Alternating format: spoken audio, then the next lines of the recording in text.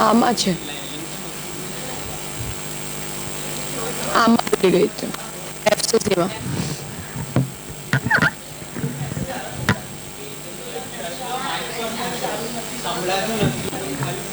નહીં, ચાલુ હતું, ચાલુ હતું. હા, વેદ નિયમ એટલે જાણવું જોઈએ.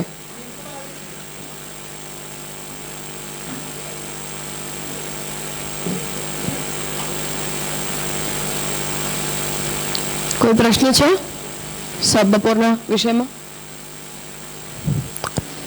ઠીક છે, તો સવારે આપણે એ વિષય ઉપર આવ્યા કે કર્મ, જ્ઞાન અને ભક્તિ આ ત્રણેય માર્ગ એકબીજાથી અલગ છે અને ત્રણેય માર્ગ જે છે એની અંદર એકત્વ ન હોઈ શકે. જે વાત શાસ્ત્રના વચનોમાં જે લોકભેદ ફલભેદના અંતર્ગત બતાવ્યો એમાં, અને પછી ભાગવતજીમાં ઠાકોરજીના જે વચનો છે એમાં પણ કર્મયોગ, જ્ઞાનયોગ અને ભક્તિયોગના અધિકારી જીવો જ ઠાકોરજીએ અલગ અલગ વિચારધારાવાળા બતાવ્યા છે. એટલે અધિકારી ભેદથી માર્ગભેદ અને માર્ગભેદથી ફલભેદ, એ રીતે ભાગવતજીમાં ઠાકોરજીની આજ્ઞા હતી. જેનાથી માર્ગભેદ સ્પષ્ટ કર્યા પછી હવે આગળ ટીકામાં હજી એ વિષય ઉપર વિચાર કરી રહ્યા છે કે એ ત્રણેય માર્ગોની વ્યવસ્થાની અંદર શું પરિવર્તન છે.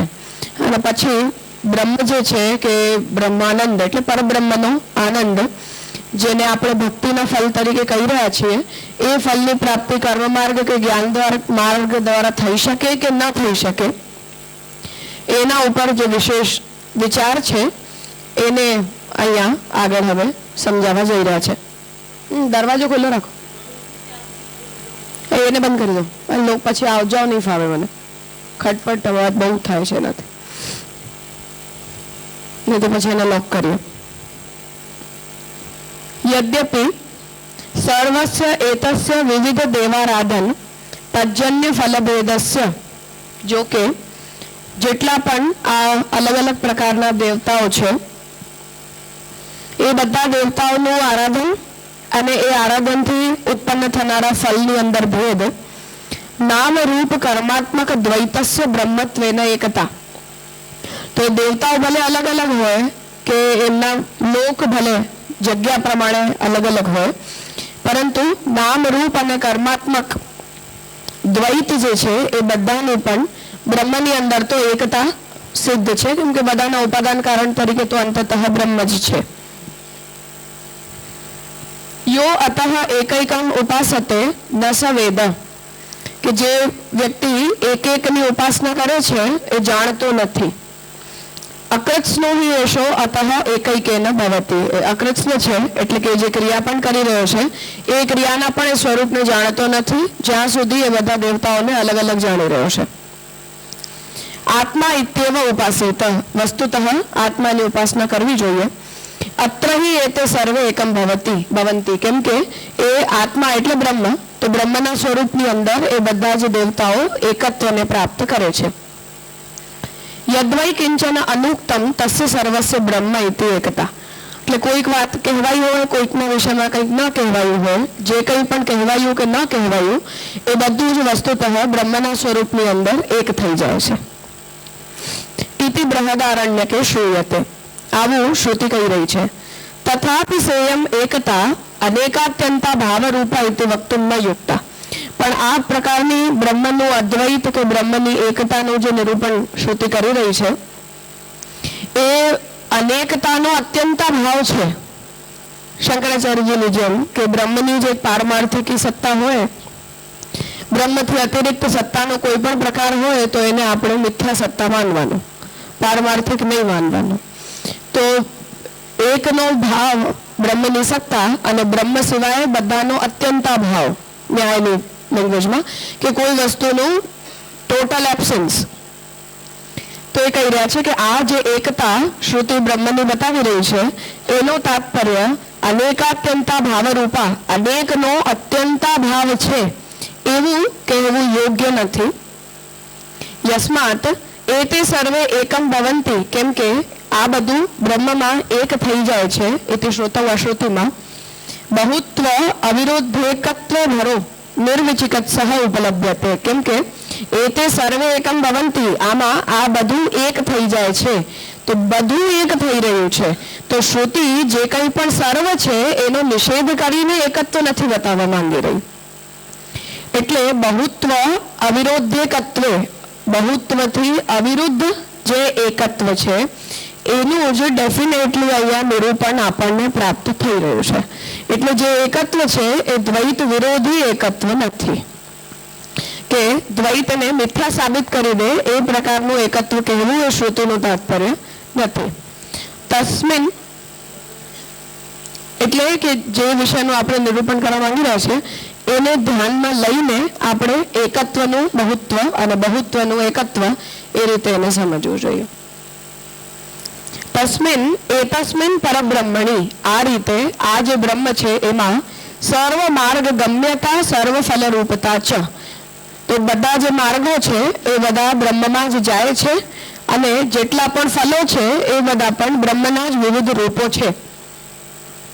અહમ હિ સર્વ યજ્ઞાનામ ભોક્તા ચ પ્રભુરેવ ચ, તો પ્રત્યેક યજ્ઞ અલગ અલગ પ્રકારના દેવતાને લક્ષિત કરીને બતાવવામાં આવેલા હોય છતાં પણ અવિધિપૂર્વક જે મારું ભજન કરે છે એવું ભગવાન આજ્ઞા કરી રહ્યા છે એ રીતે જેટલા પણ યજ્ઞ છે એ બધાના ફલના ભોગતા તો અંતતઃ ભગવાન જ છે. તસ્ય તસ્ય અચલામ શ્રદ્ધામ તામેવ વિદધામ્યહમ લભતે ચ તતઃ કામાન મયૈવ વિહિતાન હિતાન.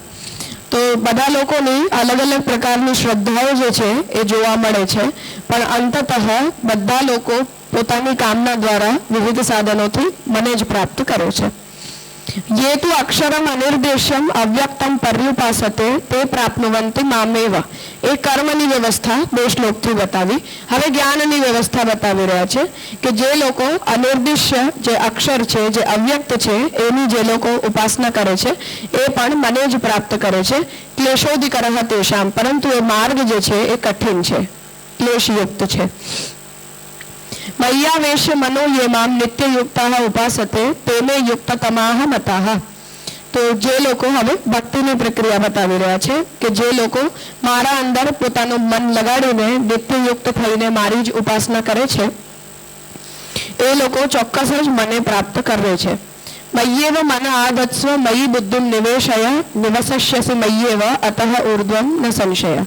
એટલે તું મારામાં જ મન લગાડ, મારામાં જ પોતાની બુદ્ધિનો નિવેશ કર અને મારી અંદર પોતાની બુદ્ધિનો નિવેશ કરીને તું ઊર્ધ્વ ઉત્તમ ફલને પ્રાપ્ત કરીશ, એમાં કોઈ સંશય નથી. ઇત્યાદિ વચન કદંબૈ સિદ્ધ્યતે. આ બધા વચનોનો આપણે એક સારાંશ નીકાળીએ તો એ સારાંશ આમાં પ્રકટ થાય છે કે દરેક માર્ગથી આપણને કોઈ પણ ફલ મળતા હોય પણ એ દરેક ફલના રૂપમાં હોય છે ભગવાનના જ અલગ અલગ પ્રકારના સ્વરૂપો. કર્મોપાસન જ્ઞાન ભક્ત્યાદિ સર્વૈઃ શાસ્ત્રીય ઉપાયૈઃ. કર્મ, ઉપાસના, જ્ઞાન, ભક્તિ વગેરે આ જેટલા પણ શાસ્ત્રમાં બતાવેલા ઉપાયો છે એના દ્વારા અનન્ય લબ્ધે ફલરૂપે એકસ્મિન અદ્વિતીય પરબ્રહ્મણી એતાની ફલાની એક રૂપાણી એવ ભવંતિ ઇતિ. તો જેટલા પણ શાસ્ત્રીય ઉપાયો છે એ અનન્ય લબ્ધ ફલના રૂપમાં એકની એક જે બ્રહ્મ છે જે અદ્વિતીય નથી એવા જે પરબ્રહ્મ છે એમને જ ફલના રૂપમાં એક રૂપથી બ્રહ્મ જ જે છે એ બધાને ફલિત થાય છે. નેહ નાનાસ્તિ કિંચન, કેમ કે બ્રહ્મથી અતિરિક્ત ભિન્ન, બ્રહ્મથી અલગ તો કંઈ હોતું જ નથી. ઇતિ વેદાંત વચન વિશેષ રૂપ કૂપ દર્દુરોદિતેન. એટલે આ વાત આપણે વેદાંત વચનનો વિશેષ રૂપે જે કૂવો હોય, જેમ કૂવો આપણે ખોદીએ તો એમાંથી પછી છેલ્લે પાણી પ્રકટ થાય એવી રીતે બધા શાસ્ત્ર વચનોનો આપણે વિચાર કરતા કરતા કરતા અંતતઃ શ્રુતિ જે છે આ કન્ક્લુઝન ઉપર આવે કે બ્રહ્મથી અલગ કંઈ નથી હોતું. નેહના નાસ્તિ કિંચન તદ અગાધમ અનંત પારમ બ્રહ્મ. એટલે એ કૂવો જે છે એ બહુ મોટો છે, અગાધ છે, અનંત પાર છે, એટલે બહુ મુશ્કેલીથી બહુ પાછળથી એમાંથી આ સારને આપણે સમજી શકવા માટે સક્ષમ બની શકીએ છીએ. બ્રહ્મ સાકલ્યેન અવગાહિતુમ વા પ્રતિપાદયિતુમ વા ન અલમ. કે આટલા બધા વેદના જેટલા પણ બધા સિદ્ધાંતો છે, વેદનો કૂવો છે, એના વચનોને આપણે જેમ કૂવો ખોદતા જઈએ અને આમ વાવ જેમ એટલી ઊંડી હોય ને પછી ક્યાંય જઈને એમાંથી પાણી નીકળે, એવી રીતે બધા શ્રુતિ વચનોને જે અગાધ છે, અનંત પાર છે, એવા જે બ્રહ્મ છે એને સાકલ્યને મતલબ પૂરી રીતે એનું અવગાહન કરવામાં કે એનું પ્રતિપાદન કરવામાં જે છે એ આપણે સક્ષમ બની શકીએ છીએ. હા, દર્દુરોદિતમ ખોદ, હા એની નહીં, એને કૂવાને ખોદવું.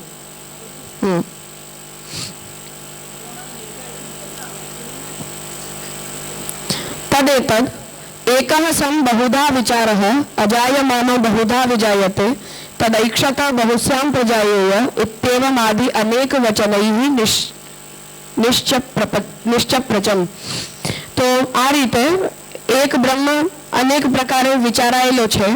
અજન્મા હોવા છતાં પણ અનેક રીતે બ્રહ્મ જન્મ ગ્રહણ કરે છે, એટલે પ્રકટ થાય છે. એ બ્રહ્મ પોતાનામાંથી અનેક થવાની ઈચ્છા પ્રકટ કરે છે.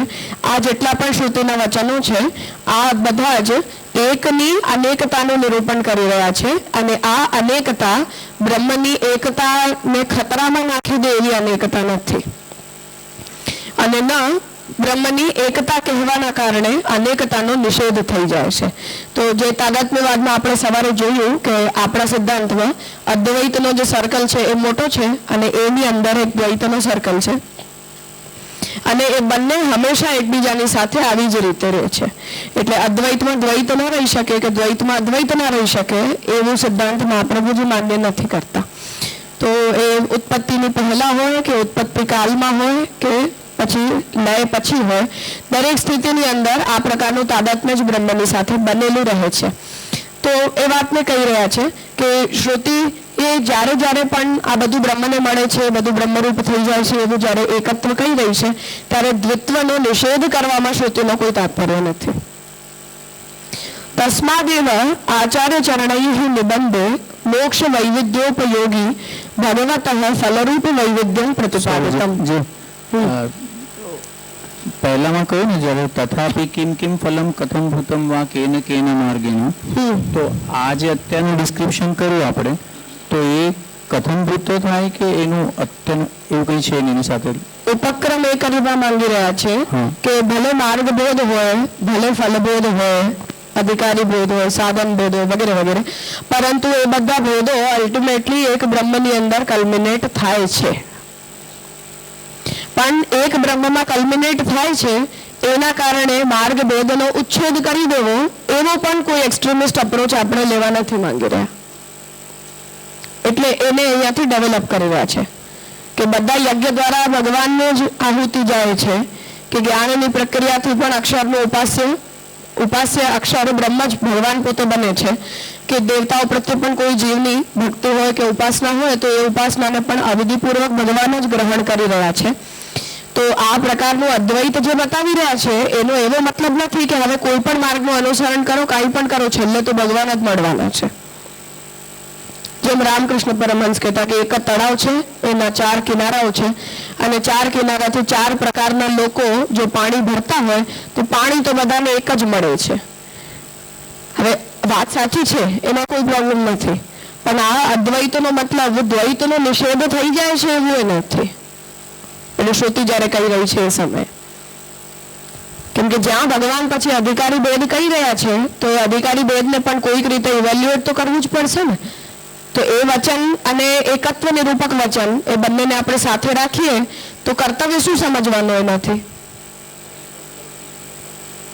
હા, તો પછી અધિકારી ભેદ બીજા વચનમાં ભગવાન કહેશે ત્યારે એને આપણે કેવી રીતે ઇન્ટરપ્રેટ કરવાનું? તો બંને વચનોની વ્યાખ્યા તો એક સરખી રીતે જ કરવી પડે ને કે એકત્વ નિરૂપક વચનને આપણે થોડું વધારે વજન આપી દઈએ અને ભેદ નિરૂપક જેટલા વચનો છે એમને આપણે ડાયલ્યુટ કરી દઈએ તો કેવી રીતે ચાલે? એ વાત ઉપર શ્યામક હજી જઈ રહ્યા છે. કેમ કે પ્રપોઝલ આપણી પાસે એ હતું કે 3 માર્ગોથી અલ્ટિમેટલી બ્રહ્માનંદની પ્રાપ્તિ થઈ શકે છે.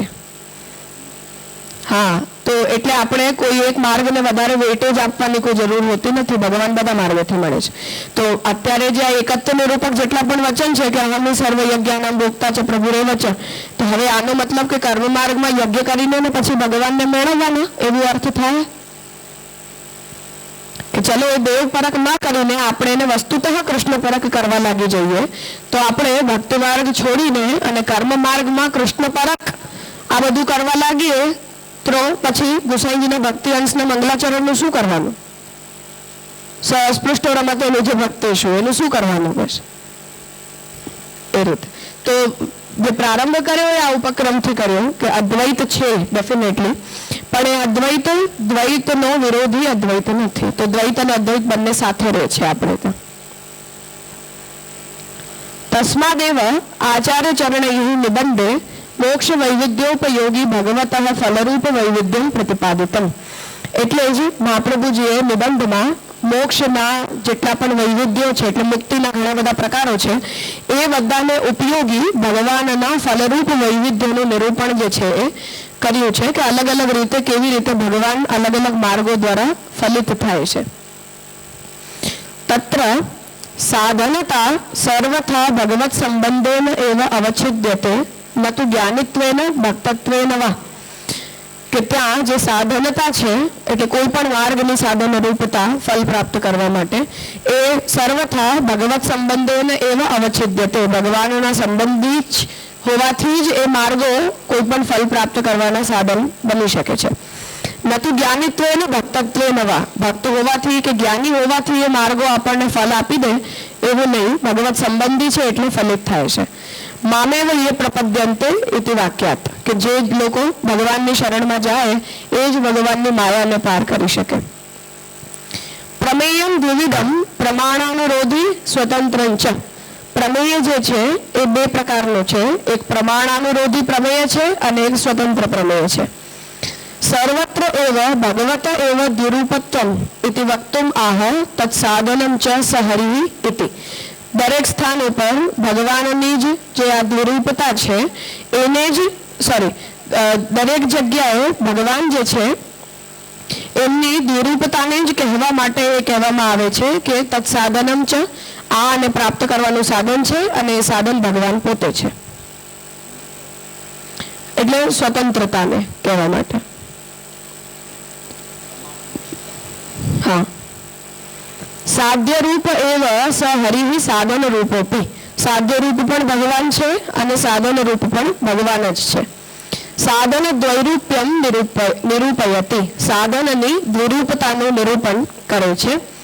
યત કિંચિત તત્ ફલોપકારી સ્વરૂપોપકારી વા ન અતો અન્યદસ્તિ ઇતિ અર્થ. જે કંઈ પણ એ પ્રકારના ફલમાં ઉપકારી એટલે ભગવાનને ફલના રૂપમાં પ્રાપ્ત કરવામાં ઉપકારી હોય, જે કંઈ પણ ભગવાનના સ્વરૂપને પ્રતિ ઉપકારી હોય અને એનાથી જે કંઈ પણ અલગ પણ ના હોય એ અર્થમાં પ્રમેયના સ્વરૂપને આપણે સમજવું જોઈએ.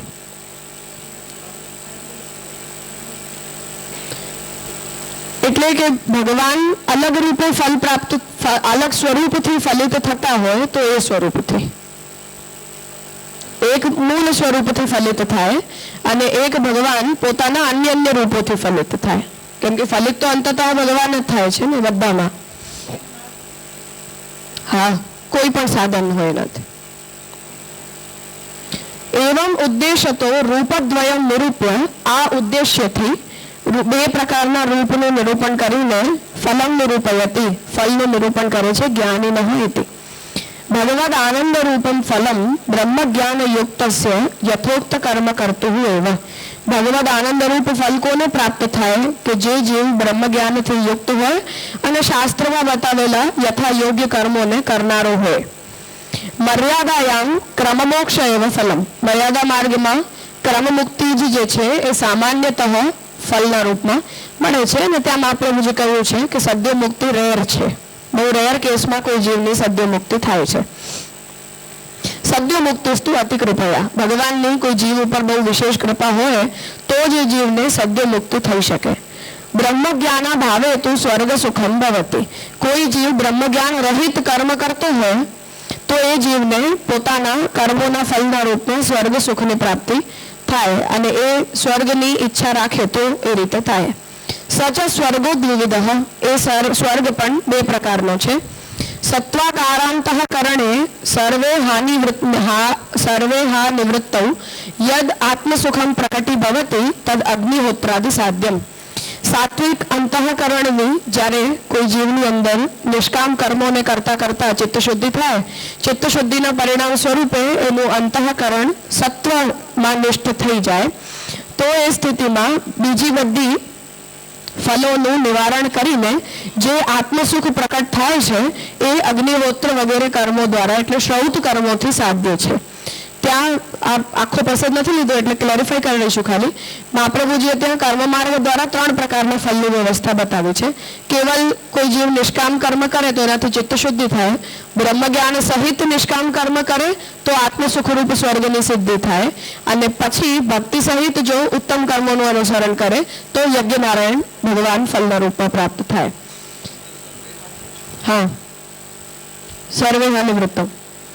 જેટલી પણ કર્મજન્ય પ્રોબ્લેમ્સ હોય એ બધાની નિવૃત્તિ કરીને જે આત્મસુખ પ્રકટ થાય એ અગ્નિહોત્ર વગેરે શ્રૌત કર્મોના સાધનોથી સિદ્ધ થાય. એટલે સ્માર્ત કર્મોનું આ ફલ નથી, શ્રૌત કર્મોનું ફલ મહાપ્રભુજી આ રીતે બતાવ્યું છે. આત્મસુખરૂપ સ્વર્ગ. સર્વ દેવાનામ અધિકૃતાનામ તુષ્ટૌ. જેટલા પણ દેવતાઓ હોય એ બધા જ્યારે સંતુષ્ટ થઈ જાય કર્મો દ્વારા, ત્યારે આધ્યાત્મિકત્વે યાગસ્ય જાતે, તો દેવતાઓ જે છે એમને પોતપોતાનો યજ્ઞ ભાગ મળે એટલે બધા દેવતાઓ સંતુષ્ટ થઈ જાય. જ્યારે એ લોકો સંતુષ્ટ થઈ જાય ત્યારે જે યજ્ઞ છે એ આદિ ભૌતિક ક્રિયા ન રહી જઈને એના આધ્યાત્મિકત્વનું સંપાદન થાય. તો યાગસ્ય જાતે આત્માનંદ પ્રકટો ભવતી, ત્યારે ફલના રૂપમાં આત્મસુખરૂપ સ્વર્ગની સિદ્ધિ જે છે એ જીવને થાય. એતદ અભાવેતુ ભૌતિકત્વે સ્વર્ગાદિલોકો ભવતી. અને જો બ્રહ્મજ્ઞાન સહિત કર્મ ન કરવામાં આવ્યું હોય, જેના કારણે એ યજ્ઞ કર્મ આધ્યાત્મિક ન બની શકે અને કેવલ એક આદિભૌતિક નિષ્કામ કર્મ જો બને તો એના ફલના રૂપમાં મિનિમમ ફલ જે છે એ શાસ્ત્રમાં સ્વર્ગ ફલ બતાવ્યું છે, ઇન્દ્રનો સ્વર્ગલોક. તો આ કર્મના ફલિત થવાની જે વ્યવસ્થા છે એ મહાપ્રભુજી બતાવી રહ્યા છે. તપઃ સ્વાધ્યાય નિરતો હિ અગ્નિહોત્રાદિ પંચકમ સર્વં જાનન હરિમ યથા ક્રમેણ મુક્તિમ આપનોતિ બ્રહ્મલોકમ પરમ ગતઃ. તપ અને સ્વાધ્યાયની અંદર જે જીવ નિરત છે અને અગ્નિહોત્રાદિ 5 જે શ્રૌત કર્મો સર્વનિર્ણયમાં મહાપ્રભુજી બતાવ્યા છે, ચાતુર્માસ્ય વગેરે, એ બધા કર્મોનું જ્યારે કોઈ જીવ અનુસરણ કરે અને એ બધા યજ્ઞોને ભગવદ રૂપ જાણીને યથાક્રમ શાસ્ત્ર વિધિ પ્રમાણે એનું અનુસરણ કરે તો એનાથી એને મુક્તિની પ્રાપ્તિ થાય અને એ બ્રહ્મલોક પરાયણ બ્રહ્મલોક પરક મુક્તિ એને મળે. એતસ્ય તારતમ્યેન માનુષ આનંદતો દ્વિજો અક્ષરાનંદ પર્યંતમ આનંદમ વિંદતે ક્રમાત. અને આ પ્રકારના ફલનું અને લોકનું તારતમ્ય બતાવવા માટે જ મનુષ્યના આનંદથી લઈને અક્ષરના આનંદ પર્યંત આનંદની ગણના જે છે એ બૃહદારણ્યક ઉપનિષદની અંદર કરવામાં આવી છે. ઉત્પત્ત્યાનંદ પર્યંતમ પુનર્જન્મ ભવેત ધ્રુવમ તત્તદ્રૂપેણ લોકેશુ ભોગાન ભુક્ત્વા તથા વિધાન. જ્યાં સુધી આનંદ આપણી અંદર પ્રકટ ના થઈ જાય ત્યાં સુધી કર્મ માર્ગ દ્વારા પુનર્જન્મ જે છે એ ચાલ્યા કરે, એટલે કર્મોની ગતિ જે છે એ ચાલ્યા કરે અને એ રૂપોમાં બધા અલગ અલગ લોકોની અંદર જઈને ત્યાં ભોગ ભોગવ્યા કરે અને પાછો આવ્યા કરે.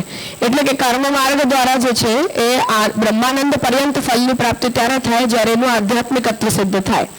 પણ જ્યાં સુધી એ પોતાના કર્મને આધ્યાત્મિક ન બનાવી શકે અને નિષ્કામ કર્મ આદિભૌતિક જ બનેલા રહે તો પછી અલગ અલગ પ્રકારના લોકોમાં જવાનું અને ત્યાંના ભોગોને ભોગવીને પાછું પૃથ્વી ઉપર આવવાનું, ફરીથી જન્મ લેવાનો, ફરીથી કર્મ કરવાના, પાછું આ જ ફલમાં પ્રાપ્ત કરવાનું, એવી રીતે પુનરાવૃત્તિનો ક્રમ જે છે એ કર્મ માર્ગની પ્રક્રિયામાં ચાલ્યા કરે.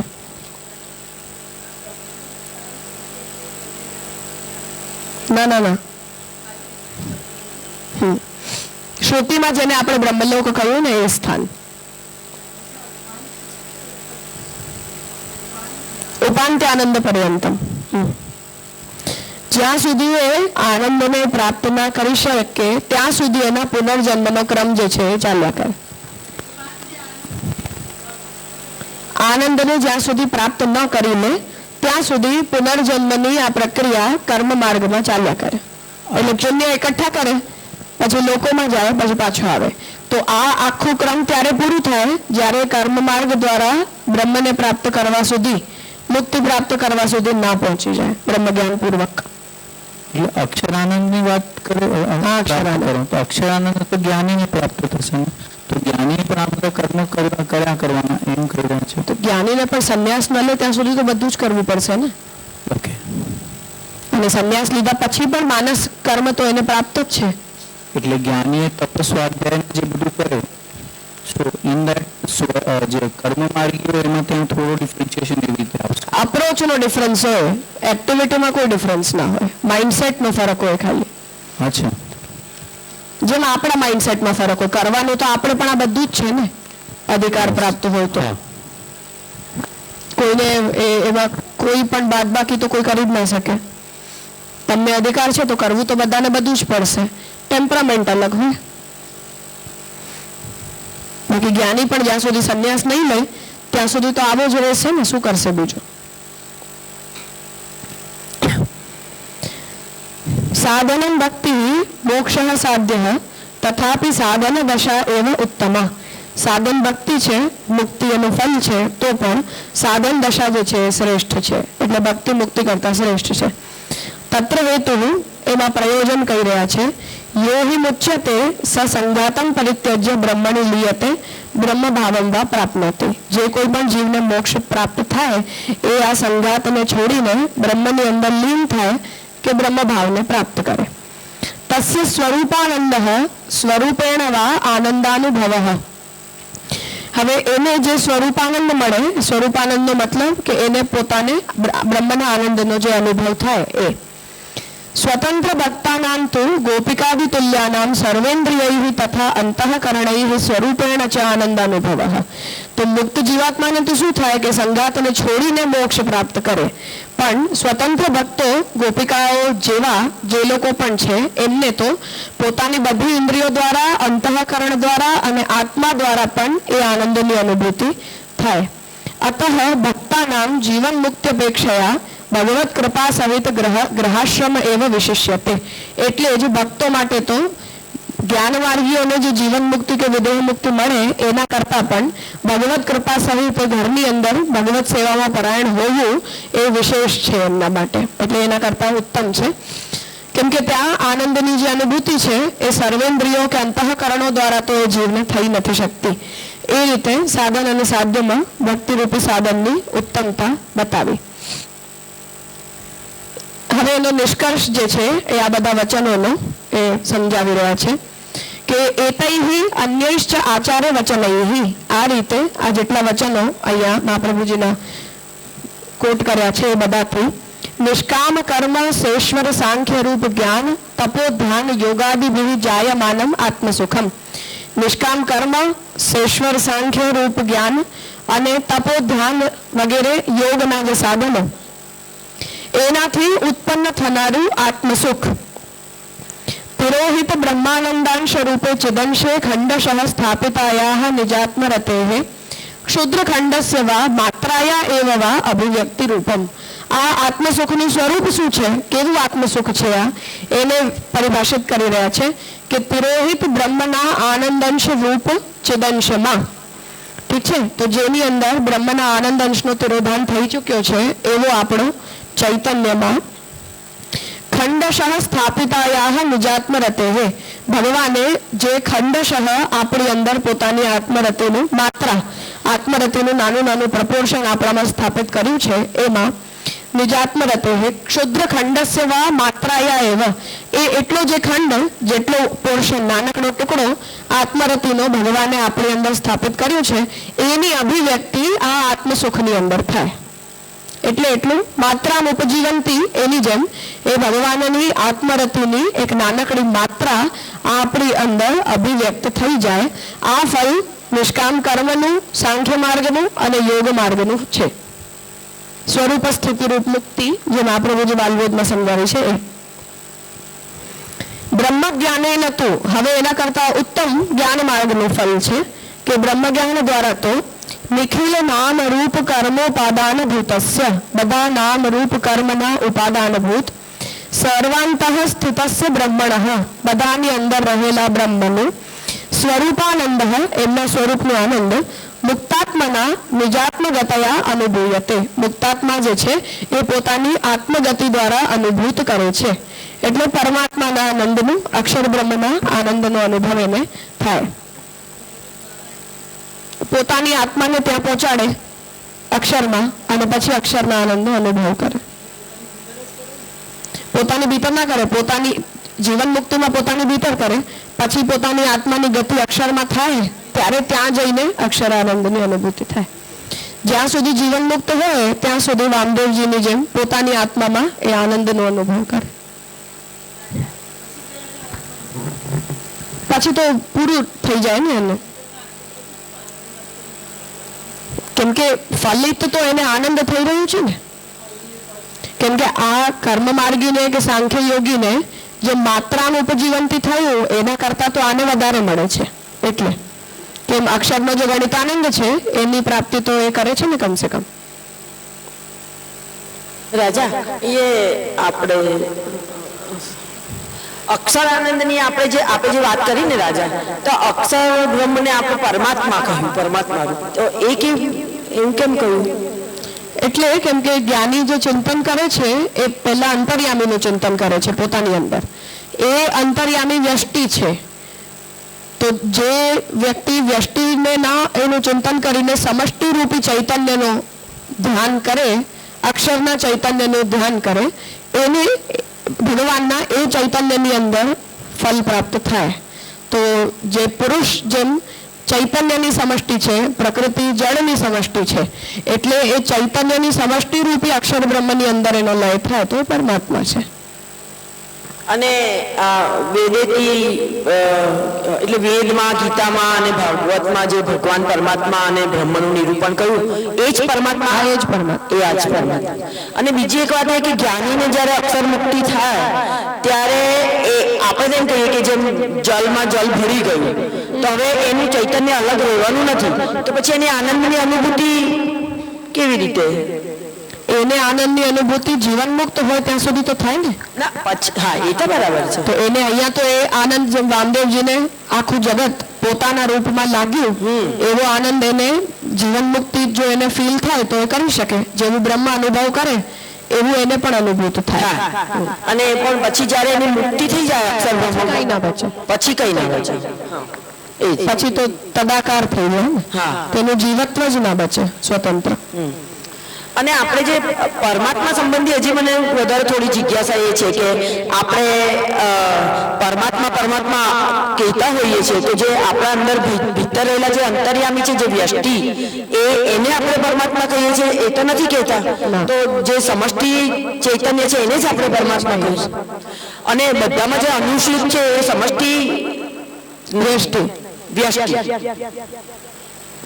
અને બધામાં જે અનુસૂત જે વ્યષ્ટિ પરમાત્મા જે અંતર્યામી છે એનું સમષ્ટિ રૂપ એ આ અક્ષર ચૈતન્ય. અક્ષરના આનંદમાંથી અંતર્યામીનું પ્રાકટ્ય છે ને. તો આનંદની સમષ્ટિ એટલે ગણિતાનંદની સમષ્ટિ અક્ષર છે, એની વ્યષ્ટિ અંતર્યામી છે.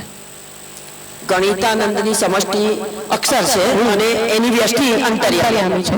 તો જે આને ખાલી અંતર્યામી જેટલું ફલ તો જોઈતું નથી, બ્રહ્માનંદ જોઈએ છે, એટલે એની સમષ્ટિનું ધ્યાન કરે, વ્યષ્ટિનું ધ્યાન ન કરે. એટલે પછી સમષ્ટિમાં એનો લય થાય જ્ઞાનીનો. એટલે બધામાં અનુસૂત છે તો અંતર્યામી રૂપથી છે, એ તો વ્યષ્ટિ છે, એ તો વ્યષ્ટિ છે. પણ એ અંતર્યામી એ પરમાત્માની વ્યષ્ટિ છે ને. હા, અક્ષર બ્રહ્મના આનંદમાંથી વ્યષ્ટિ અંતર્યામી પ્રકટ થાય છે. એ પરમાત્માનું બધામાં અનુસૂત જે સ્વરૂપ છે તે છે ને. હા જી. તો આપણા બધામાં રે છે તો વ્યષ્ટિ અંતર્યામી, પરંતુ જ્ઞાન માર્ગીને તો સમષ્ટિનો આનંદ જોઈએ છે ને. એટલે એ પોતાના ચૈતન્યને વ્યષ્ટિ ચૈતન્ય તરીકે એનું ધ્યાન ના કરે, પણ સમષ્ટિ ચૈતન્યનું ધ્યાન કરે. તો એ અક્ષરનું ચૈતન્ય, પુરુષ અક્ષરનો ચૈતન્ય. એટલે એમાં આનંદ તો આવી જ ગયો, ખાલી ચૈતન્ય તો હોય જ ના. ગણિતાનંદ. હા, ગણિતાનંદ.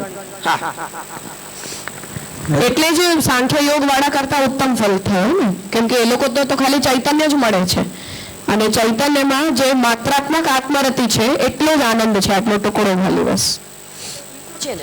હા, એ તો જીવ તુલ્ય જેટલું મળવું જોઈએ, જેટલો જીવનો છે. એટલે એના કરતા જ્ઞાન માર્ગીનો ઉત્કર્ષ છે ફલના સંબંધમાં.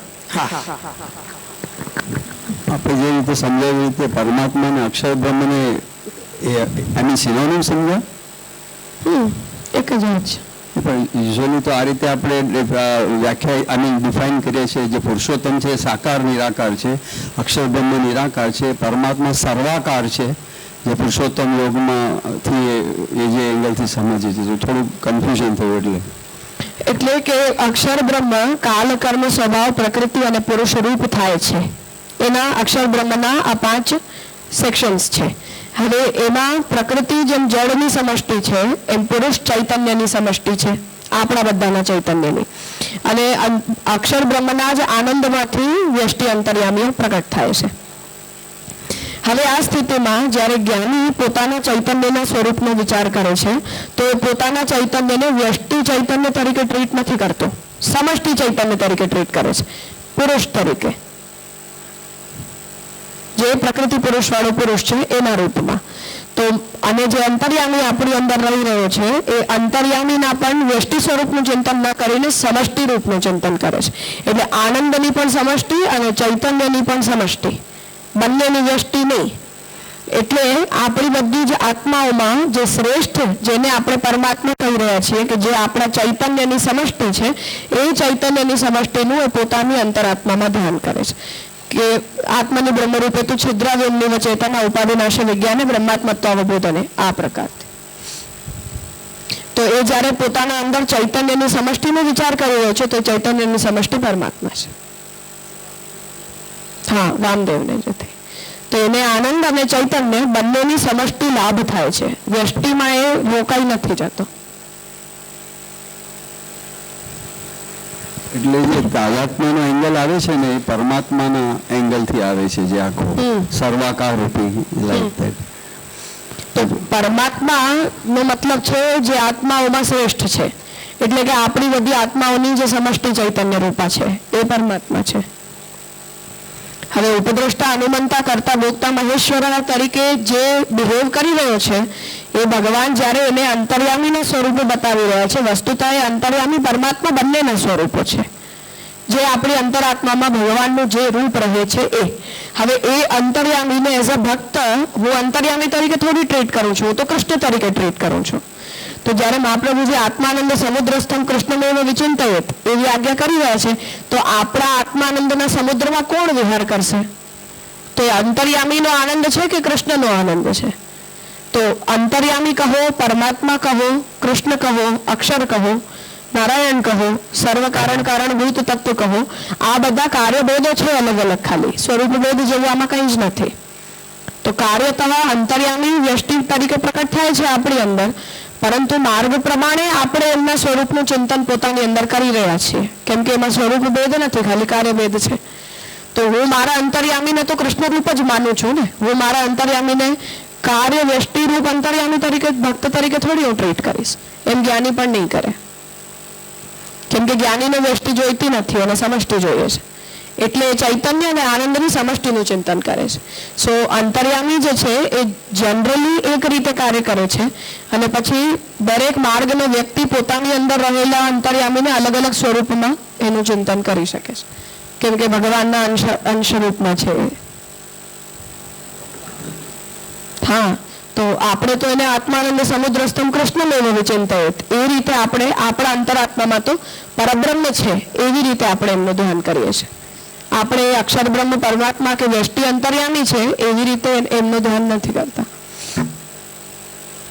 રાજા, પ્રકૃતિ છે જળની સમષ્ટિ અને પુરુષ છે ચૈતન્ય અને આનંદ બંનેની સમષ્ટિ. ખાલી ચૈતન્યની સમષ્ટિ. પણ અસંખ્ય વ્યષ્ટિ અંતર્યામી તો પુરુષમાંથી પ્રગટ થાય છે ને, તો એ તો આનંદ રૂપ છે. હા, એટલે એ આનંદને કેરી ખાલી પુરુષ નથી કરતો, અક્ષર કરે છે. અચ્છા. અને અક્ષર અને પુરુષમાં ફરીથી સ્વરૂપ ભેદ નથી, ખાલી કાર્યભેદ છે.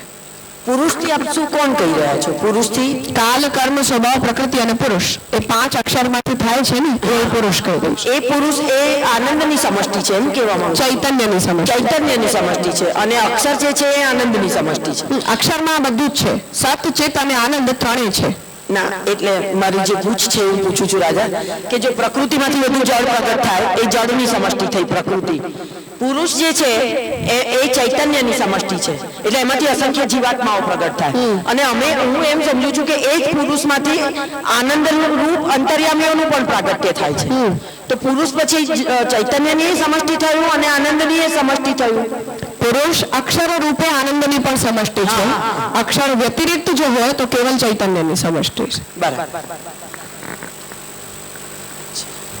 અક્ષરાત્મક કાલ છે, અક્ષરાત્મક જ કર્મ છે, અક્ષરાત્મક સ્વભાવ છે, અક્ષરાત્મિક આ પ્રકૃતિ છે અને અક્ષરાત્મક પુરુષ છે.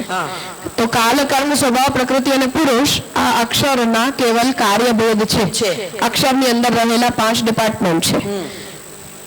એટલે જે કંઈ પણ પ્રકટ થાય છે એ અક્ષરના સત, ચિત અને આનંદનું આ 5 રૂપમાં ડિવિઝન થાય છે. હા, એ બરાબર. કે આપણે એ ડિપાર્ટમેન્ટથી એનું ઓરિજિન સમજી શકીએ. કે જેમ વિદ્યાપીઠની એક જ બિલ્ડિંગની અંદર 5 અલગ અલગ રૂમમાં 5 અલગ અલગ કામ થાય છે. તો તમને જે કામ કરવું હોય એના માટે તમે એ રૂમમાં તમારે જવું પડે છે. વિદ્યાપીઠનો જ પાર્ટ એવી રીતે બધું અક્ષરનો પાર્ટ છે, પણ એનું ઓરિજિન એ રૂમમાંથી થઈ રહ્યું છે, ડિપાર્ટમેન્ટથી થઈ રહ્યું છે. એવી રીતે પુરુષની ચૈતન્યની સમષ્ટિમાંથી આપણે બધા પ્રકટ થઈએ છીએ વ્યષ્ટિ તરીકે. અને અંતર્યામી જે છે એ કેમ કે આનંદ ધર્માત્મક છે એટલે અક્ષરના ગણિતાનંદની વ્યષ્ટિઓ છે અંતર્યામી, જેને એક એક જીવાત્માની સાથે પ્લેસ કરવામાં આવે છે. પણ આપણે જેમ પોતાના અંતર્યામીને વ્યષ્ટિ અંતર્યામી તરીકે ન ટ્રીટ કરીને કૃષ્ણના રૂપમાં એનું ધ્યાન કરીએ છીએ, એવી રીતે જ્ઞાની પણ પોતાના અંતર્યામીને વ્યષ્ટિ તરીકે ટ્રીટ ના કરીને એનું સમષ્ટિ પરમાત્મા તરીકે ધ્યાન કરે છે. એટલે એ અક્ષરને પ્રાપ્ત કરે છે, કેમ કે સમષ્ટિનું ધ્યાન કરે છે. વ્યષ્ટિનું ધ્યાન કરે તો ફરીથી સ્વરૂપ સ્થિતિમાં જ અટકાઈ જાય. એ પણ એવું એ પુરુષમાંથી આનંદ પ્રગટ નથી થતો. ના, નહીં. બરાબર. અક્ષરમાં જ સચ્ચિત આનંદ છે એટલે એમાંથી અંતર્યામી થાય છે.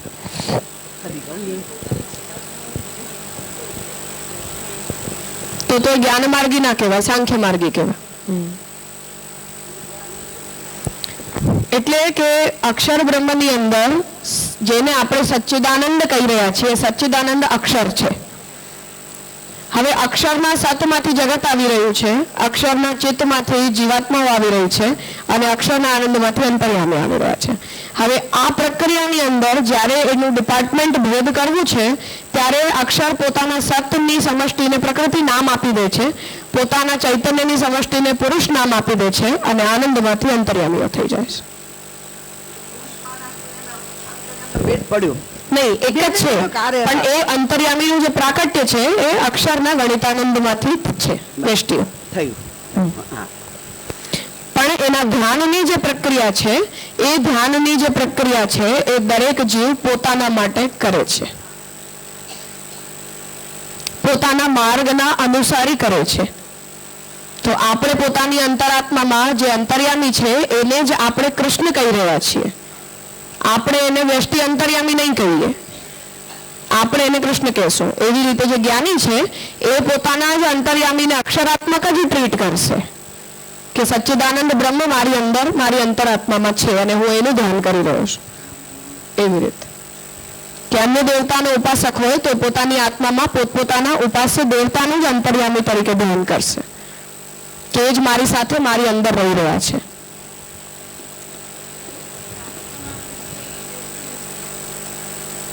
અંતર્યામીનું કરતો જ નથી, ખાલી જીવાત્માનું કરે, વ્યષ્ટિ જીવાત્મા, બસ સેમ. બંનેનું ફલ પણ એક જ છે, ધ્યેય પણ એક જ છે, ખાલી પ્રક્રિયા અલગ છે બેમાં.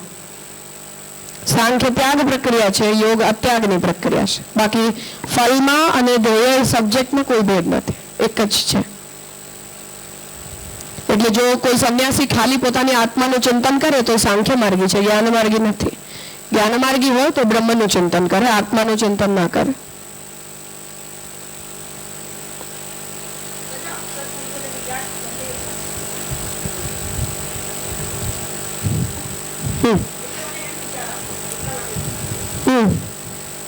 દાખલા તરીકે એમ કે જ્ઞાની છે એ અક્ષરની ઉપાસના કરે, બરાબર ને, એને આપણે વ્યાપક કહીએ. તો એ વ્યાપકતા એની કેટલી, એની રેન્જ કેટલી? કેમ કે વિરાટના સ્વરૂપમાં તો પાછું આપણે એને કોઈ એક પુરુષાકારને આપણે જોઈ જ રહ્યા છે ને, એવું વિચારી શકાય? પુરુષાકાર ખાલી આપણને સમજાવવા માટે છે. અચ્છા, કેમ કે આપણે એ અંગાંગી ભાવ સંબંધથી જ બધું સમજી શકીએ છીએ. કેમ કે આપણને બીજી કોઈ રીતે વિઝ્યુઅલાઇઝ નહીં થઈ શકે. બરાબર. અચ્છા. અને જે આપણે એમ કહીએ કે એક રોમકૂપમાં ઠાકોરજીના કરોડો બ્રહ્માંડો છે, તો એ આ વિરાજનું જ.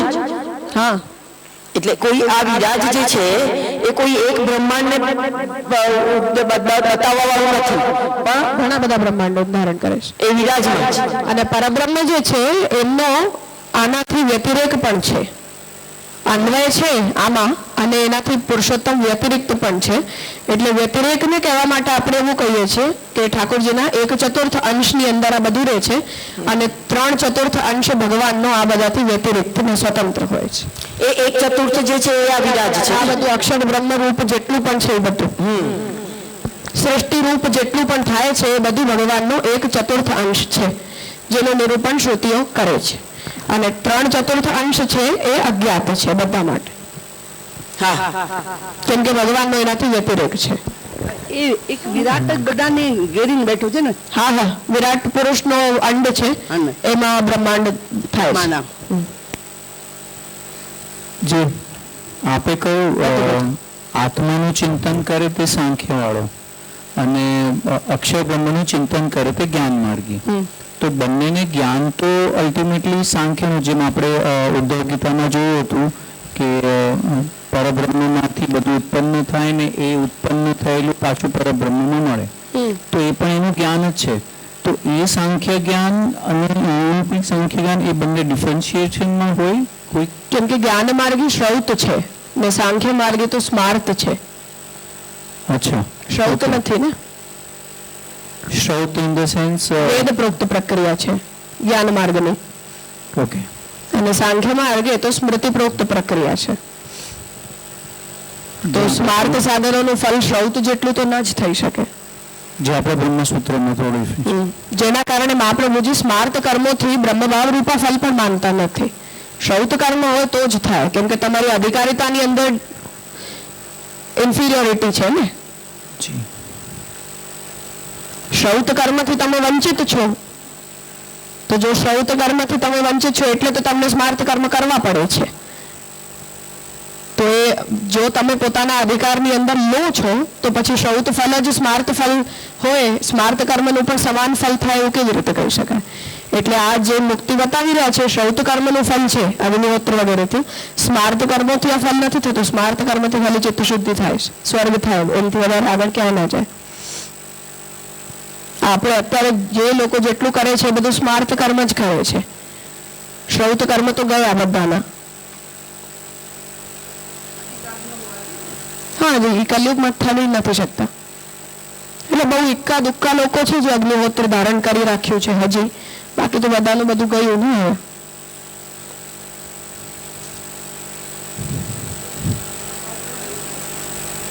બતાવ્યું છે એ તો વાંચો નિવર્તન તે મન અને વાણીથી અગોચર છે, અપ્રત્યક્ષ છે.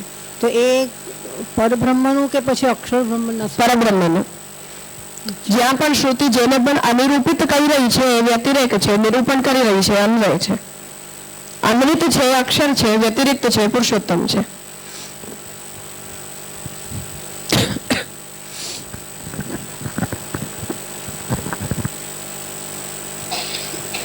તો જ્ઞાન માર્ગનું જે ફલ છે એ અહીંયા બતાવ્યું. હવે ભક્તિ માર્ગનું ફલ આગળ બતાવી રહ્યા છે કે ભગવદ ભક્ત્યાતુ, ભગવાનની ભક્તિ દ્વારા તો ધર્મીભૂત ભગવત સ્વરૂપાનંદસ્ય, એટલે હવે ધર્મભૂત ભગવદ આનંદ નહીં પણ ધર્મીભૂત ભગવત સ્વરૂપના આનંદની ભજન કરતારી ભક્તે હે, ભજન કરવા વાળા ભક્તમાં અંતઃ પ્રાકટ્યના, તો ભક્તની અંદર જે આનંદ પ્રકટ થાય છે એ માત્રાત્મક આનંદ નથી પ્રકટ થતો, ગણિતાનંદ પણ નથી થતો, પણ ધર્મીભૂત પરબ્રહ્મનો આનંદ પ્રકટ થાય છે.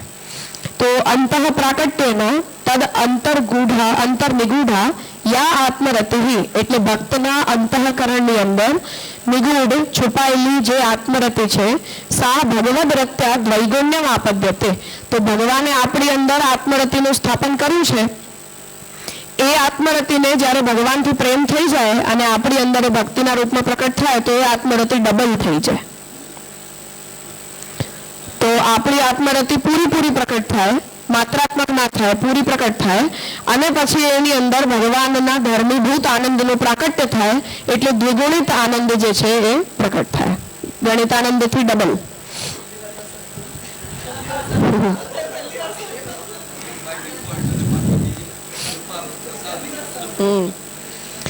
તો ભગવદ રત્યા દ્વૈગુણ્યમ આપદ્યતે તસ્માત મુક્તિઃ અપી એકા વિશિષ્ટા લીલા એવ ઇતિ ન તત્ર ઐક્યાપત્તિઃ નિયતા. એટલે જે મુક્તિ છે એ પણ ભગવાનની એક વિશિષ્ટ લીલા છે. ભાગવતજીમાં જેમ આપણે ભગવાનની મુક્તિ લીલા ને લીલા કહી રહ્યા છીએ, તો મુક્તિ પણ એક ભગવાનની વિશિષ્ટ લીલા છે. એટલે ન તત્ર ઐક્યાપત્તિઃ નિયતા એટલે મુક્તિનો અર્થ હંમેશા ભગવાનની સાથે એકત્વ જ હોય એવું નથી. ભગવાન જે છે એ બધી લીલાઓની અંદર જો વિવિધતા પ્રકટ કરે તો મુક્તિ લીલામાં પણ વિવિધતા પ્રકટ કરે જ. એટલે એ મુક્તિ એનો મતલબ સાયુજ્ય, એવું મુક્તિ ઇક્વલ્સ ટુ સાયુજ્યનો કોઈ એવો ઇક્વિવેલન્સ નથી આની અંદર. અતએવ સર્વાદિ દશવિધ લીલાસુ, કેમ કે આ બધા મોક્ષના પ્રકારો છે ને, એટલે કર્મ માર્ગીય મોક્ષ, જ્ઞાન માર્ગીય મોક્ષ, સાંખ્ય માર્ગીય મોક્ષ, ભક્તિ માર્ગીય મોક્ષ, મુક્તિ જ છે.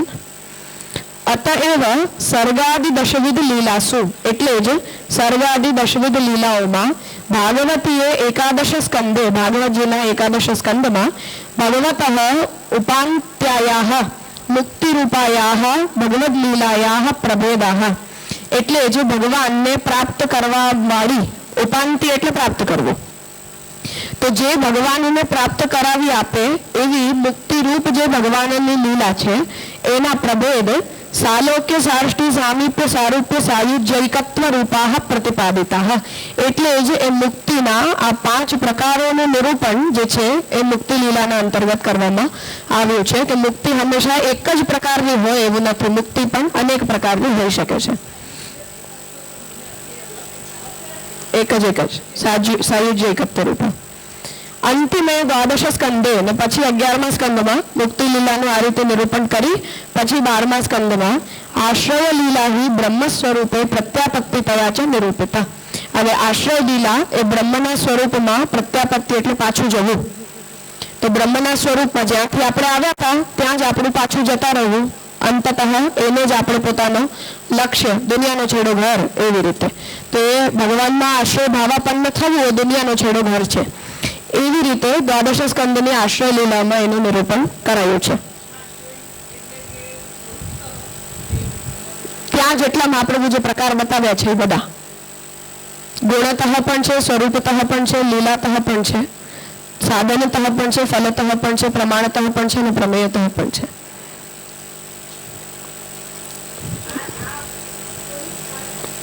બધાની આશ્રય ભાવાપત્તિ બતાવીને ત્યાં તો લય સર્વ સુખાવહ. તો બધા લોકો અલગ અલગ રીતે આશ્રય ભાવાપન્ન થાય. કેટલાક લોકો લય દ્વારા થાય, કેટલાક લોકો મુક્તિ દ્વારા થાય, કેટલાક લોકો ભક્તિ દ્વારા થાય, પણ અંતતઃ ભગવાનમાં બધાનું આશ્રય ભાવાપન્ન થવું એ ત્યાં દ્વાદશ સ્કંદનું ફલ બતાવે. બધું પોતપોતાના રસ્તાથી બધા લોકો છેલ્લે ત્યાં જ પહોંચી જશે અંતતઃ. કેમ તમારા ભાગવતજીમાં તો થઈ ગયું હશે ને? ઓહો, આપણે તો પુરુષોત્તમ જે ચાલુ થઈ ગયું તે જે અહીંયા ચ કેમ વાપરું છું?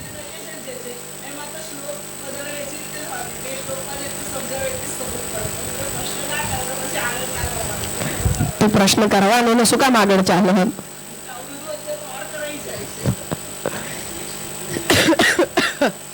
તો પછી તો સર્ગથી ચાલુ કરવું જોઈએ. જે અહીં ચ નિરૂપિત ચ શેના માટે વાપરો છેલ્લે? એટલે કે આ રીતે એનું નિરૂપણ કરાયું છે. આશ્રય લીલા પણ નિરૂપિત થઈ છે. ઓકે, એટલે એના આગલા વાક્યની સંદર્ભમાં છે. એટલે મુક્તિ જે છે એ અંતતઃ આપણી ગતિ છે. ને એ અંતતઃ ગતિ બ્રહ્મની અંદર થઈ રહી છે, એટલે જેટલા પણ મુક્તો છે એ બધા આશ્રયમાં જાય છે કે એમને જ્યારે મુક્તિ પોતપોતાના સ્થાન પ્રમાણે મળી ગઈ તો એ બધા પોતપોતાના રીતે ઠાકોરજીને આશ્રય ભાવાપન્ન થઈ ગયા. એ મુક્તિ લીલા જે છે એનું સમાપ આશ્રય લીલામાં જઈને થાય છે.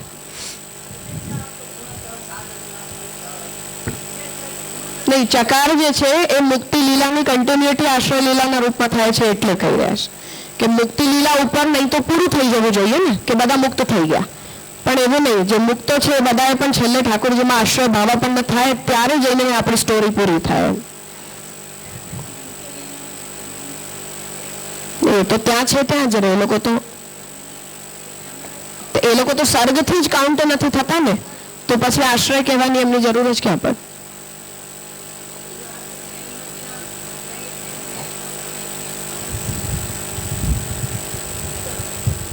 એ લોકો તો આ દાયરાની બારે છે ને, આ બધી એનાલિસિસના દાયરાની બારે છે, કેમ કે એ લોકોને તો ઠાકોરજી સાક્ષાત પોતાના સ્વરૂપથી પ્રકટ કર્યા છે.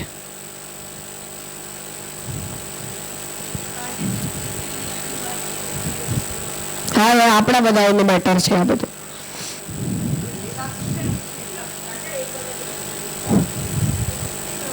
વેદ ગ્રંથમાં આપણે એમ જોયું કે જે પ્રવાહી સૃષ્ટિ છે ભગવાન મનથી કરે છે, મર્યાદા સૃષ્ટિ ભગવાન વાણીથી કરે છે, અને જે પુષ્ટિ સૃષ્ટિ છે એ કાયાથી કરે છે. એમાં નિયમનના અર્થથી આપણે લેવાનું છે કે ભગવાન એનું સંચાલન એવી રીતે કરે છે, પણ પુષ્ટિ સૃષ્ટિને તો મન, વાણી અને કાયાના ઇન્વોલ્વમેન્ટથી કરે છે.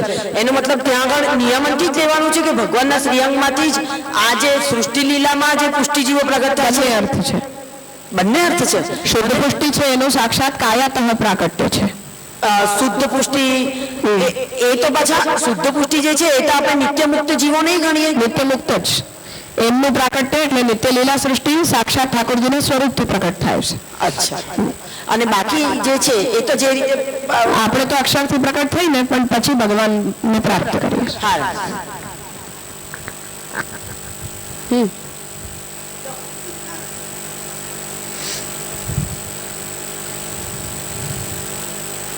નિત્ય લીલા અને બ્રહ્મ એની વચ્ચે થોડું તારતમ્ય ભગવાન થોડું તારતમ્ય રાખ્યું છે, અને એમ કહેવાય છે કે ભગવાન એક જ દેવગુણ છે, એ સિવાય તો બીજું કોઈ દેવગુણ હોઈ નથી શકતા. તો એ અપ્રાકૃત છે તો સમજ પડી, પણ આમાં બી આપણે જોયું દસમ સ્કંદમાં કે નિર્ગુણ અંતર્ગત સાત્વિક રાજસ તામસ, તો એ જો નિત્ય લીલાસ્થ જીવો છે બધા એને કઈ રીતે સમજવાના છે? નિર્ગુણ અંતર્ગત સાત્વિક રાજસ તામસ હોય ને, ત્યાં પણ ઠાકોરજીને વેરાયટી તો જોઈએ ને, બધા એક સરખા હોય તો કેમ મજા આવે? નિર્ગુણમાં એટલું તારતમ્ય તો નહીં તો સ્ત્રી પુરુષનો ભેદ કેમ હોય, જડ ચેતનનો ભેદ કેમ હોય, પણ ત્યાં એ પ્રકારનો ભેદ તો પ્રકટ થાય છે ને.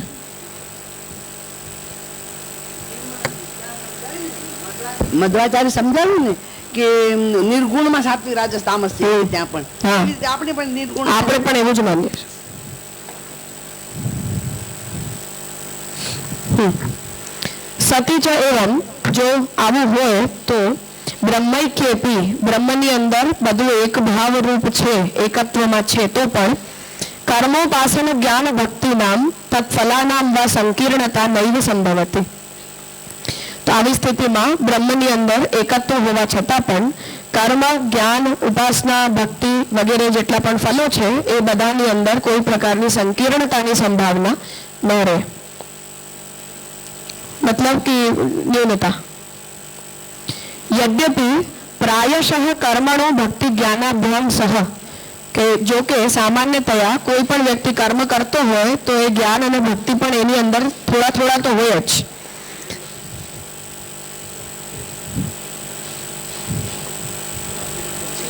એટલે કે જો આ પ્રકારે આપણે આ બધા ભેદો ભગવાનના અલગ અલગ સ્વરૂપને જ પ્રાપ્ત કરે છે એવી રીતે આપણે જો ન માનીએ તો પછી આ બધા ફલભેદ પોસિબલ નથી. અને જો ફલભેદ છે ને એનું એકત્વ પણ છે તો આપણને એવું જ કહેવું પડે કે આ બધા ભગવાનના જ અલગ અલગ રૂપો છે ફલમાં જે થાય છે. હા, એટલે જેટલા પણ મુક્તો હોય કે નિરુદ્ધો હોય એ બધા અંતતઃ ભગવાનમાં આશ્રય ભાવાપન્ન થઈ જાય છે. તો એ બધા દ્વૈતોનું જે સમાવર્તન છે એ બધું આશ્રય લીલાની અંદર જઈને પૂરું થઈ જાય છે. હા, તો જેટલા પણ છે એ લોકો બધા છેલ્લે તો આશ્રય ભાવાપન્ન ત્યાં જ થશે, ભલે ને ગમે તે માર્ગથી ગયા હોય.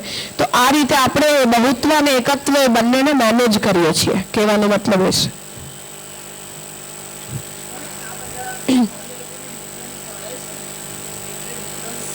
છે જ. પણ એ બધા ડિફરન્સમાં જે પણ ફલિત થઈ રહ્યું છે ઠાકોરજીના જ અલગ અલગ રૂપો છે. કંઈક બીજું મળી રહ્યું છે એવો પણ કોઈ મેજર ભેદ નથી આપણે પ્રગટ કરતા.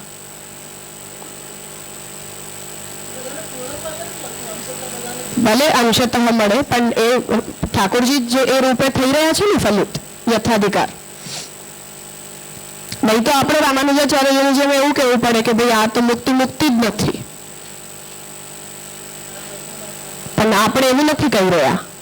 આપણે એ કહી રહ્યા છીએ કે બધા રૂપોમાં ભગવાન ફલિત થાય છે. કેમ કે આપણે અદ્વૈત છે ને એ પ્રકારનો દરેક સ્વરૂપ સાથે. પણ જે લોકો એવો અદ્વૈત ઠાકોરજીનો અન્ય રૂપોની સાથે નહીં માને ત્યાં તો પ્રોબ્લેમ જ છે ને. એટલે જ અહીંયા શંકરજી આશ્રય લીલાની વાત કરી કે મુક્તિ લીલા ઉપર ભાગવતજીનું નિરૂપણ કેમ પૂરું નથી થઈ જતું, કેમ એ આશ્રય સુધી જઈ રહ્યું છે.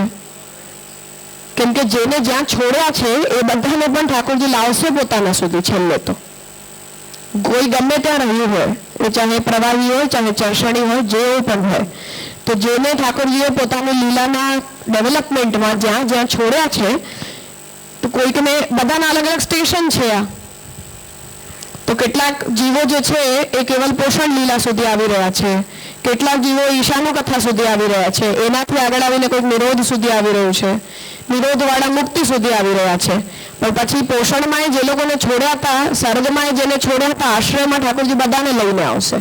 એટલે મુક્તિ લીલા ઉપર આપણું ચરિત્ર પૂરું ના થઈને આશ્રય લીલા ઉપર જઈને પૂરું થઈ રહ્યું છે. તો જેનું બહુત્વ આપણે જોયું એ બધાને પાછું એકતામાં આપણને સમપ કરવું પડશે આપણા તારત્મ્યવાદના સિદ્ધાંત પ્રમાણે. કેમ કે દ્વૈતનું સર્કલ આપણું નાનું છે અને અદ્વૈતનું મોટું છે, તો સ્વાભાવિક અદ્વૈતમાં તો આપણને બધાને લાવવા જ પડે. આ ગ્રંથ ચાલે છે ને તેથી સુબોધની બહુ સ્મૂથ થોડું થશે અમારા જવા માટે કે આ બહુ કામનું લાગે છે. આ જ્યાં ચાલુ ને સુબોધની જોડે એમ જોડાઈ રહ્યું છે. સુબોધની થોડાક અમને તમને પલ્લે ને પડે પણ આના લીધે થોડોક સ્મૂથતા લાગે એમ. સારું ને, પરસ્પર ઉપકારિતા છે. સર્ગવાળાને કેમ છોડી દેવાની વાત? કારણ કે વિસર્ગથી તો કાર્યરત થશે ઓર્ગેનાઇઝ થયા પછી, એને પોષણમાં તો કંઈક સ્કોપ મળશે, તો ત્યાંથી બરાબર છે કે ત્યાં સ્થિતિ સુધી બધા છે. હા છે ને. હા, સર્ગ વિસર્ગ સ્થાન ને પોષણ ઉપર બધા સ્ટોપ થઈ જાય છે. પછી એનાથી જે આગળ જાય બધા એક એક આગળ જશે, બાકી રોકાતા જશે.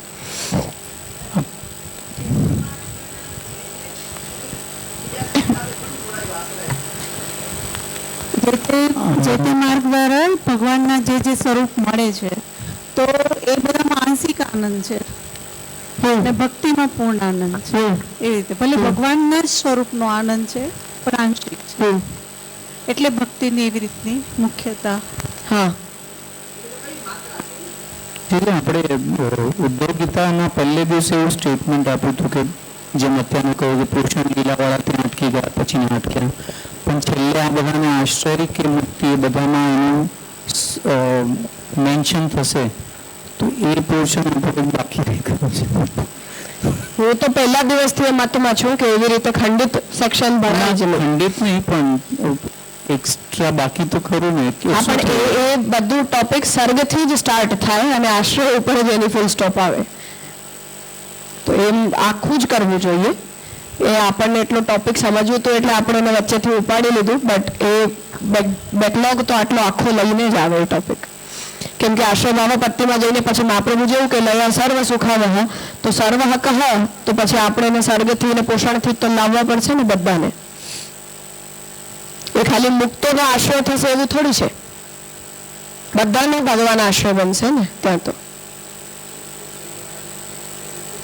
પોષણવાળાને ચેક કરવું હોય કે એનું વોટ હેપન ટુ ધેમ, તો એ આશ્રયની લીલામાં ચેક થશે. આશ્રયમાં જ થશે. આશ્રયમાં નિરુદ્ધ જે થયેલા હોય તેનું જ મુક્તિમાં કોન્સેપ્ટ આવશે. લાઇકવાઇઝ. હા,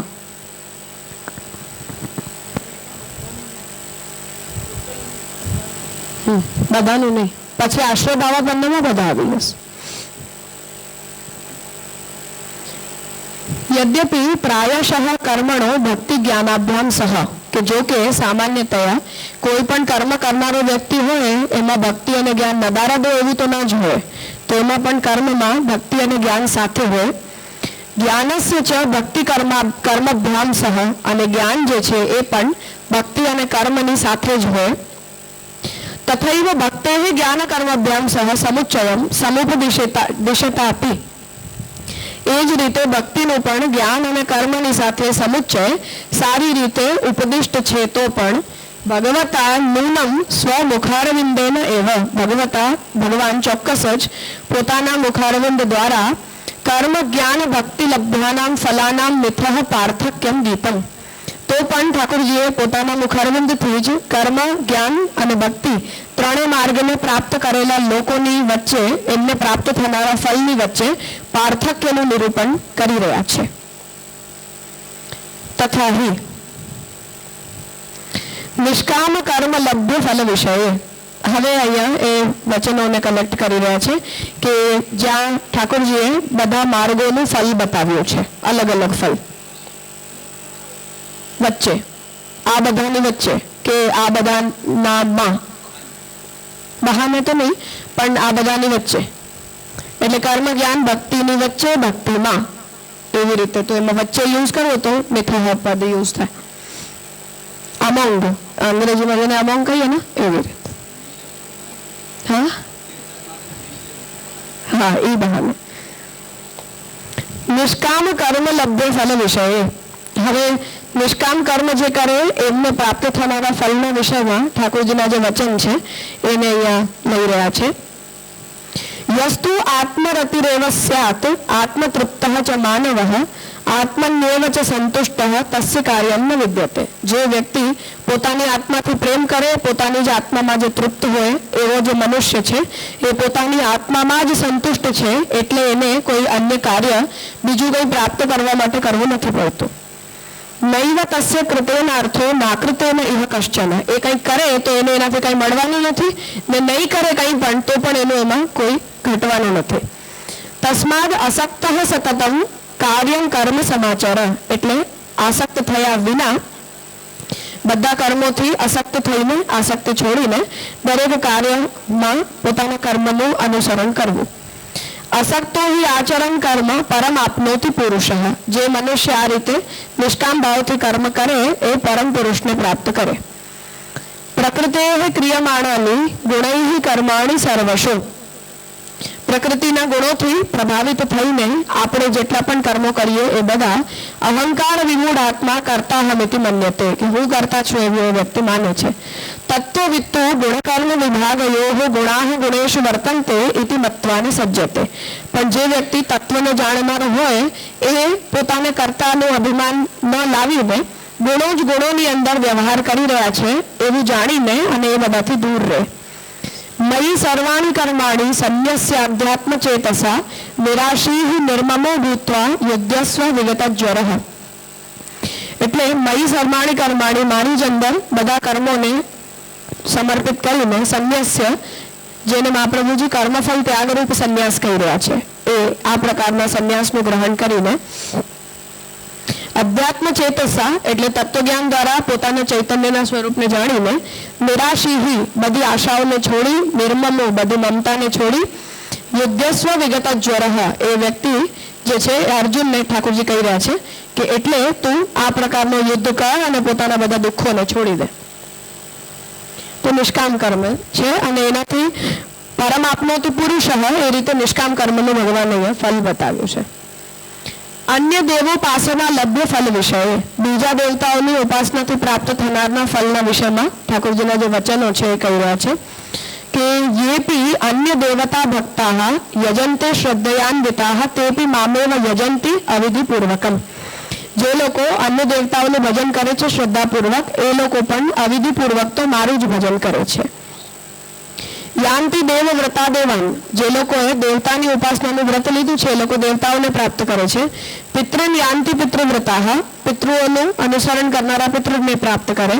ભૂતાની યાંતિ ભૂતેજ્યાહ, જે લોકો ભૂતનું સંસારના પદાર્થોનું અનુસરણ કરે એમને ભૂતો પ્રાપ્ત થાય છે. યાંતિ મદ્યાજીનો પુમામ, અને જે મારું ભજન કરે એ લોકો મને પ્રાપ્ત કરે છે. તો આ ફલભેદ અહીંયા ઠાકોરજીએ બતાવ્યો છે.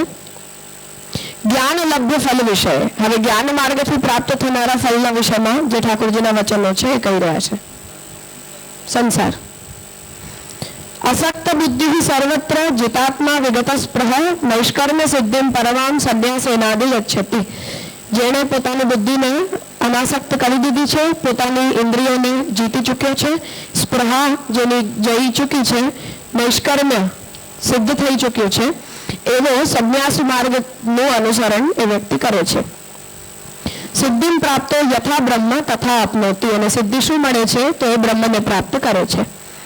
નિષ્ઠા જ્ઞાનસ્ય યા પરા, જે જ્ઞાન નિષ્ઠા છે એનું સ્વરૂપ શું છે તો એને કહી રહ્યા છે કે બ્રહ્મભૂત પ્રસન્નાત્મા ન શોચતી ન કાંક્ષતી. એ બ્રહ્મભૂત થઈ જાય છે એટલે બ્રહ્મની સાથે એકત્વને પ્રાપ્ત કરે છે. પ્રસન્ન આત્મા આનંદ લાભ થાય છે, એને ન કોઈનો શોક થાય છે અને ન કોઈ પ્રકારની ઈચ્છા થાય છે. સમઃ સર્વેષુ ભૂતેષુ મદ્ભક્તિમ લભતે પરમ ભક્ત્યા મામ અભિજાનાતિ યાવાન યહ સચ યચાસ્મિ તત્વતઃ. સમઃ સર્વેષુ ભૂતેષુ, બધા જીવોને એક સમાન જાણીને મારી ભક્તિને પ્રાપ્ત કરે છે. પણ આ ભક્તિ જ્ઞાન અને ભક્તિ કહી રહ્યા છે અહીંયા. આ ભક્તિનો મતલબ આપણી ભક્તિ નથી. જ્ઞાન યોગેનો ઉપાસતે, એ જ્ઞાન યોગ દ્વારા પણ આ ઠાકોરજીનું ભજન છે. તો એ આ પ્રકારની જ્ઞાન રૂપી ભક્તિ દ્વારા મને જાણે છે અને મને મૂળ તત્વના રૂપમાં ઓળખી શકે છે. તતો મામ તત્વતો જ્ઞાત્વા વિશતે તદનંતરમ, એ રીતે મને તત્વથી જાણી અને પછી એ સંન્યાસ માર્ગનું અનુસરણ કરી અને બ્રહ્મનામાં એકત્વને પ્રાપ્ત કરે છે. એટલે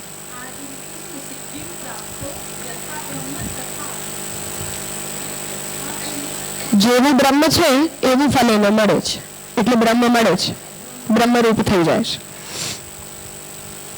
ભક્તિ લબ્ધ ફલ વિષય, હવે અહીંયા ભક્તિથી પ્રાપ્ત થનારા ફલના વિષયમાં જે ઠાકોરજીના વચનો છે એ કહી રહ્યા છે કે યોગામ પશ્યતિ સર્વત્ર સર્વમ ચ મયી પશ્યતિ તસ્યાહમ ન પ્રણશ્યામિ સચમેન પ્રણશ્યતિ. સર્વભૂતસ્થિતમ યો મામ ભજતી એકત્વમાસ્થિતઃ સર્વથા વર્તમાનોપી સયોગી મયી વર્તતે. સ્પષ્ટ હોવા જોઈએ વચનો, ઠીક છે. સમોહમ સર્વભૂતેષુ નમો દ્વેષોસ્તિ ન પ્રિયઃ યે ભજન્તિ તો મામ ભક્ત્યા મયી તે તેષુ ચાપ્યહમ યે તુ સર્વાણિ કર્માણિ મયી સન્યસ્ય મત્પરાઃ અનન્યેનૈવ યોગેન મામ ધ્યાયन्तઃ ઉપાસતે તેષામહં સમુદ્ધર્તા મૃત્યુ સંસાર સાગરાત ભવામિ નચિરાત પાર્થ મયી આવેશિત ચેતસામ. મય્યેવ મન આદત્સ્વ મયી બુદ્ધિમ નિવેશય નિવશિષ્યસી મય્યેવ અતઃ ઊર્ધ્વં ન સંશય ઇતિ. તો આ ભક્તિનું સ્વરૂપ જે છે એ બતાવી રહ્યા છે કે આવું ઠાકોરજીની અંદર સર્વસ્વનું સમર્પણ કરીને જે લોકો ઠાકોરજીના સ્વરૂપને જ્ઞાન દ્વારા તત્વતઃ જાણી લે, દરેક કર્મને ઠાકોરજીના પ્રતિ સમર્પિત કરે અને ભગવાનની ભક્તિ કરે, એ લોકોને ભગવાન ફલના રૂપમાં પ્રાપ્ત થાય. તો આ રીતે આ બધા માર્ગના અલગ અલગ પ્રકારના ફલોનું નિરૂપણ જે ગીતાજીમાં ઠાકોરજી કરી રહ્યા છે એને અહીંયા સંકલિત કર્યું, છોડ્યું.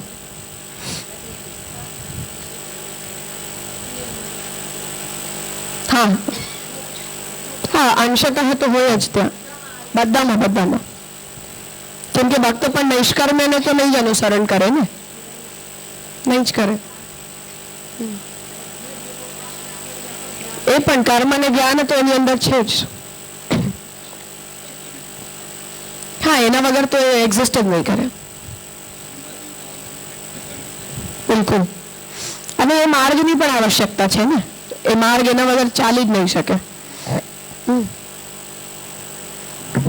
હવે એનું જે તાત્પર્ય છે એ અહીંયા બતાવી રહ્યા છે કે તસ્માત એટલે અજ્ઞ જ્ઞાનાય, જે અજ્ઞાની હોય એને જ્ઞાન માટે, શાસ્ત્રજ્ઞ દંભ દર્પ નિવૃત્ત, કોઈ શાસ્ત્રનો જાણકાર હોય તો એને અભિમાન ના થઈ જાય એના માટે, એની નિવૃત્તિ માટે.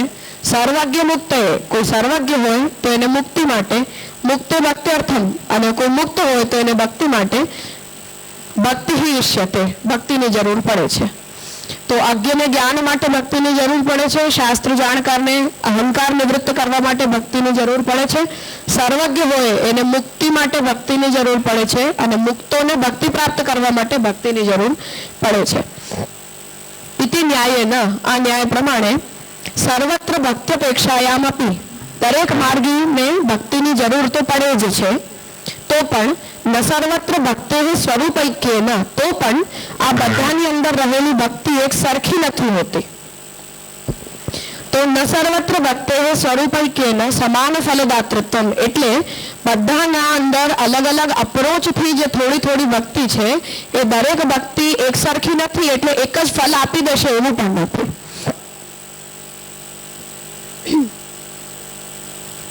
તો સમાન ફલદાતૃત્વમ તત્ર સર્વેષામ અપી સાધનાનામ સમાન ફલ પ્રદત્તમ કથમ કાયમ યુજ્યત, એટલે આ જ રીતે જેટલા પણ સાધનો છે એ બધા સાધનો એક જ પ્રકારનું ફલ આપી દેશે એવું કેવી રીતે કહી શકાય? જ્યાંથી આ પૂર્વ પક્ષ શરૂ થયો હતો એ પોઈન્ટ ઉપર પાછા આવી રહ્યા છે કે દરેક ભક્તિ તો કરે જ છે, તો બધાની અંદર ભક્તિ હોય તો પરબ્રહ્મના આનંદનું પ્રાકટ્ય દરેક માર્ગના સાધનોના ફલના રૂપમાં થવું જોઈએ. એના માટે આ કહી રહ્યા છે કે ભક્તિ બધાને જરૂર પડે છે, પણ દરેક પ્રકારની ભક્તિ એક સરખી નથી હોતી. જે વાતને બહુ વિસ્તારથી શ્રી ગોસાઈજી ભક્તિ અંશની અંદર સ્પષ્ટ કરી છે કે કર્મ માર્ગીય ભક્તિ હોય, મર્યાદા માર્ગીય હોય, પ્રવાહિકી હોય, મુક્તિ પ્રાપિકા હોય, પુષ્ટિ ભક્તિ હોય, શુદ્ધ પુષ્ટિ ભક્તિ હોય, વગેરે વગેરે. તો જ્ઞાની પણ ભક્તિ કરે છે, કર્મ માર્ગી પણ ભક્તિ કરે છે, સાંખ્ય યોગ વાળો પણ કોઈ પ્રકારની ઉપાસના કરે છે, અન્ય દેવતાઓના અનુસરણ કરનારા પણ કોઈક ને કોઈક ભક્તિ કરે છે. તો ત્યાં ગોસાઈજીએ બધાનો જે રીતે ભેદ બતાવ્યો છે એને સ્પષ્ટ કરી રહ્યા છે કે ભક્તિ દરેક જગ્યાએ છે એમાં કોઈ શંકા નથી, પણ એ બધી ભક્તિ એક સરખી ભક્તિ છે એવું નથી, અને જો એક સરખી નથી તો એક જ પ્રકારના ફલને જનરેટ કરાવી આપે એવું પણ કહી નહીં શકાય. જ્યાંથી આપણે સવારે આ પૂર્વ પક્ષને ઉપાડ્યો હતો. હવે એના ઉપર પ્રશ્ન ઉપસ્થિત કરી રહ્યા છે કે નચ એવં જ્ઞાનાવાપ્તએ દંભાદિ નિવૃત્તએ, કે હવે એવું વિચારો કે આ રીતે અજ્ઞાનીને ભક્તિ દ્વારા જ્ઞાન મળી જાય, દંભાદિનું પણ નિવર્તન થઈ જાય, મોક્ષ આપતએ મુક્તિ પ્રાપ્ત કરવા માટે પણ અપેક્ષિત તત્વે સતી, અપેક્ષિત હોવાને કારણે નિરુપદી ભક્તિ સ્વરૂપ હાનિ, કે નિરુપાદિત ભક્તિના સ્વરૂપની હાનિ થઈ જાય છે. કેમ કે ભક્તિનો યુઝ તો બધા જ લોકો કરશે પોતપોતાના કામ માટે, તો શું એનાથી નિરુપાદિક ભક્તિનો જે શુદ્ધ સ્વરૂપ છે એની અંદર કોઈ હાનિ થઈ જશે? એવી જો કોઈ શંકા કરે તો એને કહી રહ્યા છે કે ઇતિ શંકા, આ શંકા હોય તો ભજનીય મહાત્મ્ય જ્ઞાન પૂર્વકત્વે સતી દંભાદિ દોષ રહિતત્વે સતી સુદૃઢ સર્વતોધિક સ્નેહત્વસ્ય એવ. હવે અહીંયા ભક્તિનું લક્ષણ બતાવી રહ્યા છે કે પોતાના ભજનીયના મહાત્મ્યના જ્ઞાનપૂર્વક દંભાદિ દોષોથી જ્યારે કોઈ જીવ રહિત થઈ જાય અને સુદૃઢ સર્વતોધિક સ્નેહ જ્યારે કહેવાય એ નિરુપાધિક ભક્તિનું લક્ષણ છે. તો સુદૃઢ સર્વતોધિક સ્નેહત્વસ્યૈવ ભક્તિ સ્વરૂપ લક્ષણ ઘટકતયા, એટલે આ રીતે આપણે ભક્તિના સ્વરૂપ લક્ષણને વિચારવું જોઈએ. તો ઘટકતયા તદ ઇતર અનુલ્લેખેન ચ, અને એના સિવાય મુક્તિ માટે કે જ્ઞાન માટે જેનો ઉપયોગ છે એ બધાનો અનુલ્લેખ હોવાને કારણે સ્વરૂપોપત્તિ એવ ઇયમ, એટલે ભક્તિના સ્વરૂપની ઉપપત્તિ આ લક્ષણથી જ થશે. એટલે બીજા લોકો જો આનો ઉપયોગ પોતપોતાના કાર્યની સિદ્ધિ માટે કરતા હોય તો એનાથી એ નિરુપાધિક ભક્તિ કરી રહ્યા છે એવું નહીં કહેવાય, એટલે ભક્તિના સ્વરૂપની અંદર કોઈ હાનિ પણ નથી થતી. ભજનીય મહાત્મ્ય જ્ઞાન પૂર્વકત્વે સતી, પોતાના ભજનીયના મહાત્મ્યનું જ્ઞાન પૂર્વક દંભાદિ દોષ રહિતત્વે સતી, કેમ કે તો ભક્તિના વિરોધી ધર્મો છે, એટલે કામ ક્રોધ લોભ મોહ મદ માત્સર્ય વગેરે દોષોથી રહિત હોય, અને સુદૃઢ સર્વતોધિક સ્નેહત્વસ્ય, અને પોતાના જે ભજનીય છે એની અંદર જ્યારે સુદૃઢ અને સર્વતોધિક સ્નેહ થાય ત્યારે જ ભક્તિ સ્વરૂપ લક્ષણ ઘટક તયા, તો આ ત્રણેય રિક્વાયરમેન્ટ જો ફૂલફિલ થતી હોય તો જ આપણે એને ભક્તિ કહી શકાય. આ ભક્તિનું સ્વરૂપ લક્ષણ છે જે આ ત્રણ લક્ષણોથી ઘટિત થાય છે. એટલે તદ ઇતર અનુલ્લેખેન, એના સિવાયના જે પર્પસ છે, મોક્ષ પ્રાપ્ત કરવા માટે થતી હોય કે જ્ઞાન પ્રાપ્ત કરવા માટે થતી હોય, અજ્ઞાનના નિવર્તન માટે થતી હોય, આ બધા પર્પસનો ભક્તિના સ્વરૂપ લક્ષણમાં ઉલ્લેખ ન થયો હોવાને કારણે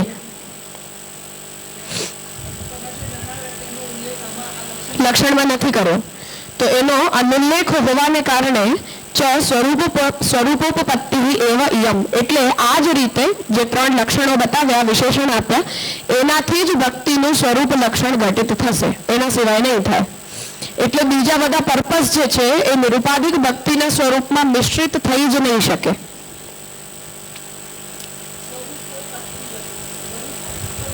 સ્વરૂપોપપત્તિ, સ્વરૂપની ઉપપત્તિ એટલે ભક્તિના સ્વરૂપની ઉપપત્તિ નહીં છે ને બે સ્વરૂપોપ, હા સ્વરૂપોપપત્તિ નહીં છે ને, સ્વરૂપ અને ઉપપત્તિ રહેવા, ઉપપત્તિ હોવું જોઈએ. સ્વરૂપોપપત્તિ રહેવાય, એમ ત્રણ પ હોવા જોઈએ. નચ અતઃ કર્મોપાસન જ્ઞાન ભક્તિષુ સમાન રૂપા એવ બ્રાહ્મી આત્મરતિ અભિવ્યજ્યતે, એટલે જ કર્મ, જ્ઞાન, ભક્તિ, ઉપાસના આ બધામાં એક સમાન રૂપથી બ્રાહ્મી આત્મરતિ રહેતી નથી. તૈતરીયોપનિષદિ રસંયેવમ અયમ લબ્ધ્વા આનંદી ભવતિ કોય્યેવ અન્યાત કહ પ્રાણ્યાત યદ એષ આકાશે આનંદેન સ્યાત એષ યેવ આનંદયાતિ ઇતિ સાવધારણમ બ્રહ્મણ એવ આનંદજનકત્વમ ચ, એટલે આ શ્રુતિ પ્રમાણે આનંદની જનકતા તો બ્રહ્મમાં જ છે, બીજે ક્યાંયથી પણ આનંદ આવશે નહીં, ભલે ઓછો આવતો હોય કે વધારે આવતો હોય, આનંદની માત્રા આવતી હોય કે પૂર્ણાનંદ આવતો હોય, આનંદની જે જનકતા છે એ તો બ્રહ્મમાં જ છે. તો સાવધારણમ બ્રહ્મણ એવ આનંદજનકત્વમ ચ તત્ સૃષ્ટેષુ ન એકેષુ રૂપેષુ, તો બ્રહ્મ જ્યારે પ્રકટ કરે પોતાનામાંથી બધા કાર્યોને, ત્યારે જ્યારે સૃષ્ટિ થઈ જાય ત્યારે ન એકેષુ રૂપેષુ, બધાની અંદર એક જ રૂપમાં એક જ રીતે ચ આનંદ તારતમ્યસ્યાપી અષ્ટમે અનુવાક્ય નિરૂપણાત, એટલે બધા જ રૂપોની અંદર એક જ પ્રકારનો આનંદ ભગવાન નથી સ્થાપિત કરતા, પણ બધાની અંદર અલગ અલગ માત્રામાં આનંદનું સ્થાપન કરે છે. આ વાત તૈત્તરીય ઉપનિષદની આનંદવલ્લીની અંદર કહેલી છે. અષ્ટમે અનુવાકે એનું ચેપ્ટર બતાવી રહ્યા છે કે તૈત્તરીય ઉપનિષદના 8મા અનુવાકની અંદર આ વાત સ્પષ્ટ છે કે બ્રહ્મની અંદર આનંદની જનકતા છે, પરંતુ જ્યારે બ્રહ્મ પોતાનામાંથી સૃષ્ટિને કાર્યના રૂપમાં પ્રકટ કરે છે તો દરેક કાર્યની અંદર આનંદની અલગ અલગ માત્રાનું સ્થાપન ભગવાન કરે છે. બધાની અંદર એક જ પ્રપોર્શનમાં આનંદનું સ્થાપન ભગવાન નથી કરતા. સોર્સ ભગવાન છે, એમાં કોઈ ડાઉટ નથી. સારી રીતે સમજવાનું યોગ્ય. એતેના આ રીતે કર્મયોગેન મુક્તાનામ, આ રીતે કર્મયોગ દ્વારા જેમણે મુક્તિ પ્રાપ્ત કરી છે એ લોકો બ્રહ્મ ચિદંશ નિષ્ઠ આંશિક આત્મરતિ અનુભવ આત્મસુખાપરો પર્યાયો ભવતિ, એટલે જ કર્મયોગ દ્વારા જે લોકોને મોક્ષની પ્રાપ્તિ થાય છે એમણે બ્રહ્મના ચિદંશનિષ્ઠ આંશિક આત્મરતિનો જ અનુભવ પોતાના આત્મસુખના અપર પર્યાય તરીકે કર્યો છે. એટલે જેને આપણે આત્મસુખરૂપ સ્વર્ગ કહી રહ્યા છીએ એ આત્મસુખરૂપ સ્વર્ગનો જ મતલબ છે બ્રહ્મના ચિદંશનિષ્ઠ આંશિક આત્મરતિ.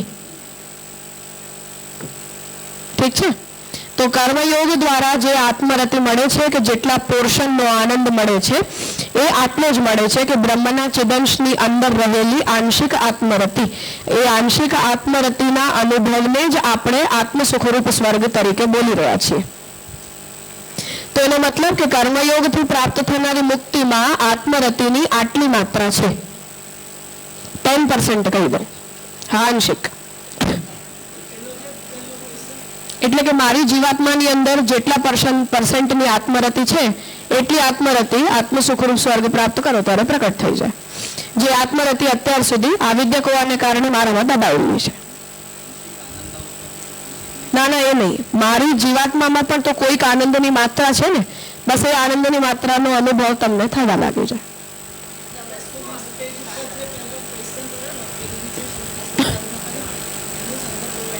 હા, કે આનંદ બધાને મળે છે, બધા માર્ગોથી મળે છે, પણ અલગ અલગ માત્રામાં જ મળે છે. બધાને એક સરખી માત્રાનો આનંદ નહીં મળે, પણ એ બધી જ આનંદની માત્રાઓનો સોર્સ બ્રહ્મ છે, એમાં કોઈ ડાઉટ નથી. રાજા, જીવાત્માનો જે આનંદ પ્રગટ થાય એની કેવા પ્રકારની અનુભૂતિ હોય? આત્મસંતુષ્ટ હોવું, હું પોતાનાથી ખુશ છું. એટલે અહંતા મમતા તો નિવૃત્ત થઈ ગઈ છે. એ તો બધું જાય ને, સ્વરૂપ સ્થિતિ. હા, પણ પછી એ જીવન મુક્ત અવસ્થા એની રહે ત્યાં સુધી આ અનુભૂતિ થાય. બરાબર. એટલે કે જ્યારે વિદેહ મુક્ત થઈ જાય ત્યારે દુઃખ નિવૃત્તિ તો થઈ ગઈ એની, જન્મ મૃત્યુ હવે થવાના નથી, અવિદ્યાનો સંબંધ છૂટી ગયો, પોતાના મૂળ ચૈતન્યના સ્વરૂપની અંદર સ્થિત થઈ ગયો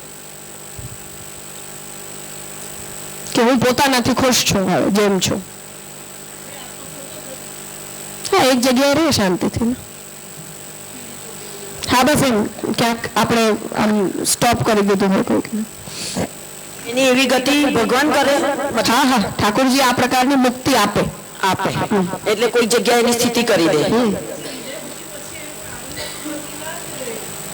આત્માનો જેટલો આનંદ હોય એટલો આનંદ એને મળે. એ જીવાત્માના રૂપથી જ કોઈ જગ્યાએ, ખાલી જીવાત્માના રૂપથી, શુદ્ધ ચૈતન્ય પ્લસ કાંઈ નહીં, ખાલી શુદ્ધ ચૈતન્ય. પછી આગળ કોઈ ગતિ થાય? કોઈ નહીં. હવે લય થાય ત્યારે, સૃષ્ટિનો પ્રલય થાય, ભગવાન બધા તત્વોને પોતાનામાં પાછા લે, ત્યાં સુધી શુદ્ધ ચૈતન્યમાં પોતાની સ્થિતિ રાખે. ના ના, જન્મ મરણ ક્યાં? તકલીફ હતી એ પૂરી થઈ ગઈ, બસ. એક્સ્ટ્રા કાંઈ નહીં મળ્યું, એક્સ્ટ્રા કાંઈ નથી મળતું આમાં, પણ જન્મ મૃત્યુના ચક્રની જે પ્રોબ્લેમ હતી એ રોકાઈ ગઈ.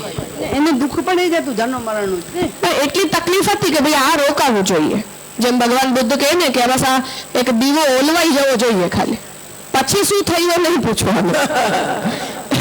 પણ દીવાને તમે પોતાની જીજીવિષાનું તેલ આપવાનું બંધ કરી દો, તો જીજીવિષાનું તેલ આપવાનું બંધ કરો એટલે દીવો ઓલવાઈ જશે, બસ પૂરી દુનિયા. હવે આનાથી આગળ વધારે વિચાર કરવાની જરૂર નથી. એને અહીં બધું દુઃખરૂપ લાગે છે, એવું લાગે છે, તકલીફ લાગે છે મને. તકલીફ તો છે જ ને, કોને નથી? કંટાળો તો એક મોમેન્ટ ઉપર જીવનથી બધાને આવે છે, એવું લાગે, ફ્રસ્ટ્રેશન લાગે. તો એને એમ થાય કે એક આ બસ આ પ્રપંચ પૂરું થાય, મળે ન મળે એની કોઈ ચિંતા નહીં. એવો અપ્રોચ છે. આસામામાં વાંકાંગ, બસ એવું કે આ એક ઝંઝટ ખતમ થવી જોઈએ આપણે. હા, એની આટલી ઈચ્છા છે એટલું એને મળી જાય, એને એનાથી વધારે જોઈતું જ નથી ને કઈ. આમાં પણ કોઈ પ્રકારની ભક્તિ તો એ પ્રેક્ટિસ તો કરે છે ને. ના ના, આ નિષ્કામ કર્મનું ફળ છે, પણ નિષ્કામ કર્મ માર્ગી પણ કોઈ પ્રકારનું જ્ઞાન અને કોઈ પ્રકારની ભક્તિ આંશિક તો હોય જ ને એની અંદર. થોડા પ્રપોર્શનમાં જ્ઞાન અને ભક્તિ બંને હોય જ, સર્વથા રહિત ના હોય કોઈ પણ. હા, એનો ફોકસ નથી એની ઉપર, કેમ કે નિત્ય ઈશ્વર પ્રણિધાન એ તો આપણે ત્યાંનો નિત્ય ધર્મ છે.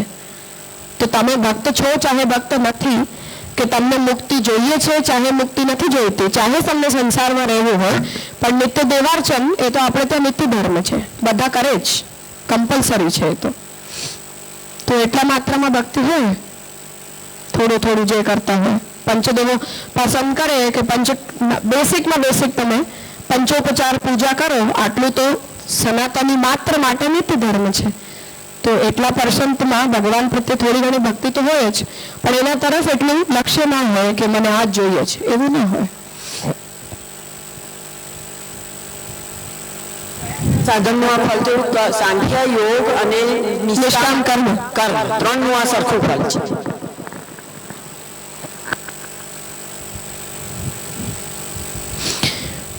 જે પ્રશ્ન ઉપસ્થિત થયો હતો કે આનંદ તો બધાને મળવો જોઈએ, બધા ભક્ત કરે છે, એના ઉપર હવે કન્ફ્યુઝન આવી રહ્યું છે, શંકાનું,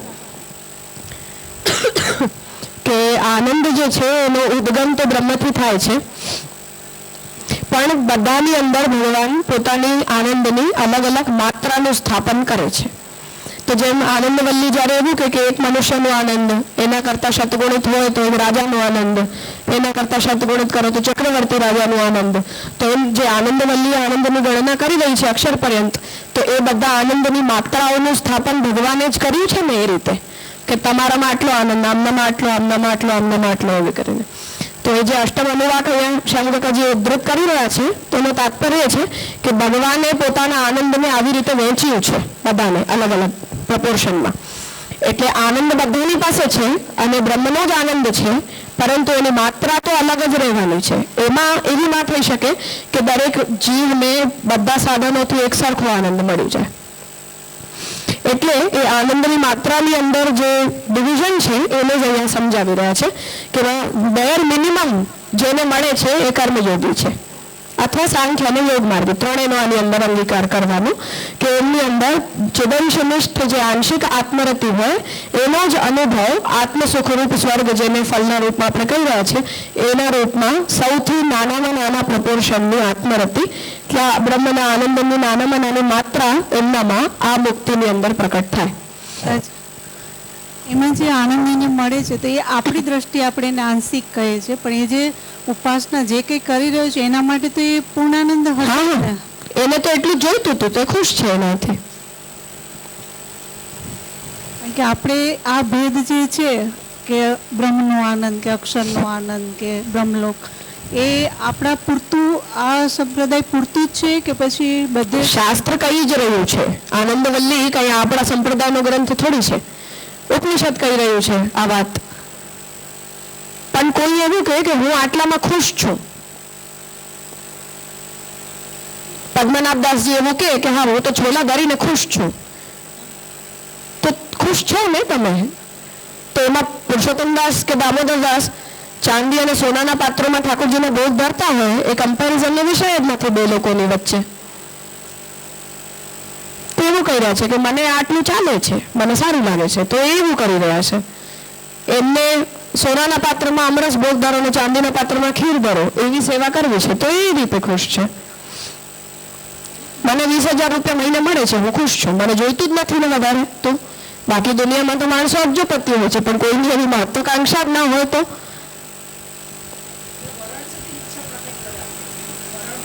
હા, એટલે દરેકની ઈચ્છા પોતપોતાના લેવલ ઉપર માણસને જેટલું મળે એનાથી માણસ ખુશ છે. બાકી દુનિયાની અંદર હોવા માટે કરોડપતિ ને અબજોપતિ હોય છે, પણ માણસ કે 50,000 સેલેરી છે, હું ખુશ છું.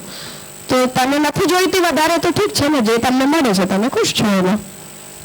એવું છે. બાકી શાસ્ત્ર જ કહી રહ્યું છે આ વાત, મહાપ્રભુજી કહી રહ્યા છે એવું નથી. તો આનંદવલ્લી પોતે જ આનંદની અલગ અલગ માત્રાની ગણના કરી રહી છે. પણ કોઈ જીવને આની અંદર ફલાનુભૂતિનો સંતોષ થઈ જતો હોય તો એમાં કોઈને શું પ્રોબ્લેમ હોવી જોઈએ? તને જેટલું જોઈએ છે તો મેળવી લે. પોતાના સ્થાન ઉપર વ્યક્તિને જે મળ્યું એ બરાબર મળ્યું છે.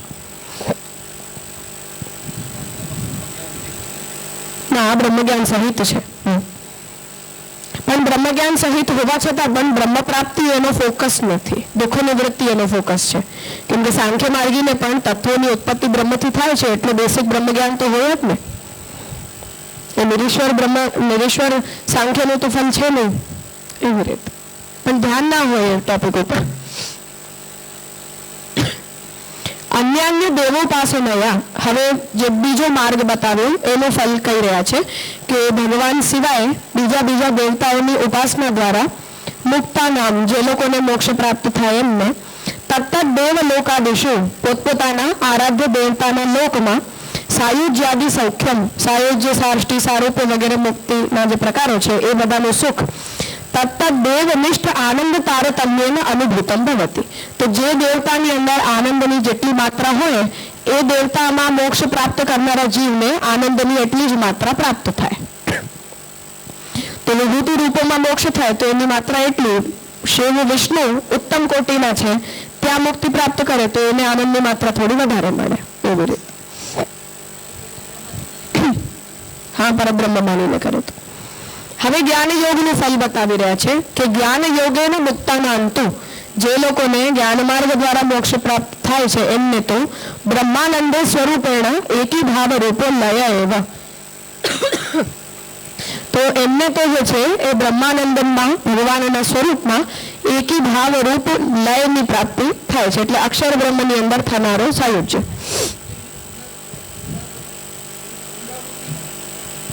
પણ બીજી બધી આનંદની માત્રા કરતા અક્ષર આનંદ ઊંચું ને સર્વશ્રેષ્ઠ ફલ. કેમ કે આનંદવલ્લી પણ અક્ષર પર્યંત આનંદની ગણના કરીને છોડે છે, તો અક્ષરનો આનંદ આનંદવલ્લીમાં સૌથી ઉપરની કોટી છે, દેવતાઓ કરતા પણ ઉપર, તો શ્રેષ્ઠ સ્થાન છે. અન્ય દેવોમાં પાછું પુનર્જન્મ થશે ને એનું ફળ ને પુણ્ય ખતમ થઈ જશે, કારણ કે દેવના બી લિમિટેશન તો છોડે, એટલે એવા લિમિટેડ દેવનું કરે તો એ લિમિટેશન છે. વિષ્ણુ અને શિવમાં મુક્તિ વિષ્ણુને છોડીને બાકી એમને તો પુનરાવૃત્તિ છે. કેમ કે દેવતા જ નહીં રહે તો પછી ક્યાં જાય? ન દેવતા રહે ન દેવતાને મોકળે તો પાછો જ આવવું પડે ને. ભક્તિ યોગેન પુનઃ ભગવંતમ ભજતામ લયો ન નિયતઃ. ભક્તિ યોગ દ્વારા જે લોકો ભગવાનનું ભજન કરે છે એમનો લય નિયત નથી, કિંતુ બ્રહ્માદ્વૈતાનુભવેપી, બ્રહ્મના અદ્વૈતનો અનુભવ થવા છતાં પણ ભજનાવિલોપી, ભજનમાં અવિલોપી ભક્ત ભગવત દ્વૈતમ અપી મુક્ત્યાનંદે અનુવર્તત એવ. તો પણ ભક્ત અને ભગવાનની વચ્ચે જેટલો દ્વૈત ભક્તને અપેક્ષિત હોય એટલા દ્વૈતનો અનુભવ એને મુક્તિના આનંદમાં પણ થાય જ છે. એટલે સર્વાત્મ ભાવની સ્થિતિમાં એક અદ્વૈતની પણ અનુભૂતિ હોય કે આપણે આ ભગવાન જ છે આ બધું, તો એવી અદ્વૈતની પણ અનુભૂતિ થાય છે. અને ભક્ત હોવાના નાતે સેવા કરવા માટે એને જેટલો દ્વૈત અપેક્ષિત છે એટલો દ્વૈત વૈકુંઠમાં ગયા પછી પણ ભગવાન અને જીવની વચ્ચે મુક્તિમાં પણ બનેલો રહે. આ પ્રકારનું ફલ જે છે એ ભક્તને મળે છે. એટલે કે ભજનનો વિલોપ ન થઈ જાય, કેમ કે દ્વૈત ખતમ થઈ જાય તો હા એટલું દ્વૈત રહે, કેમ કે નહીં તો ભજનની ક્રિયા જ ખતમ થઈ જાય ને. ભજન થાય કેવી રીતે અદ્વૈત થઈ જાય તો?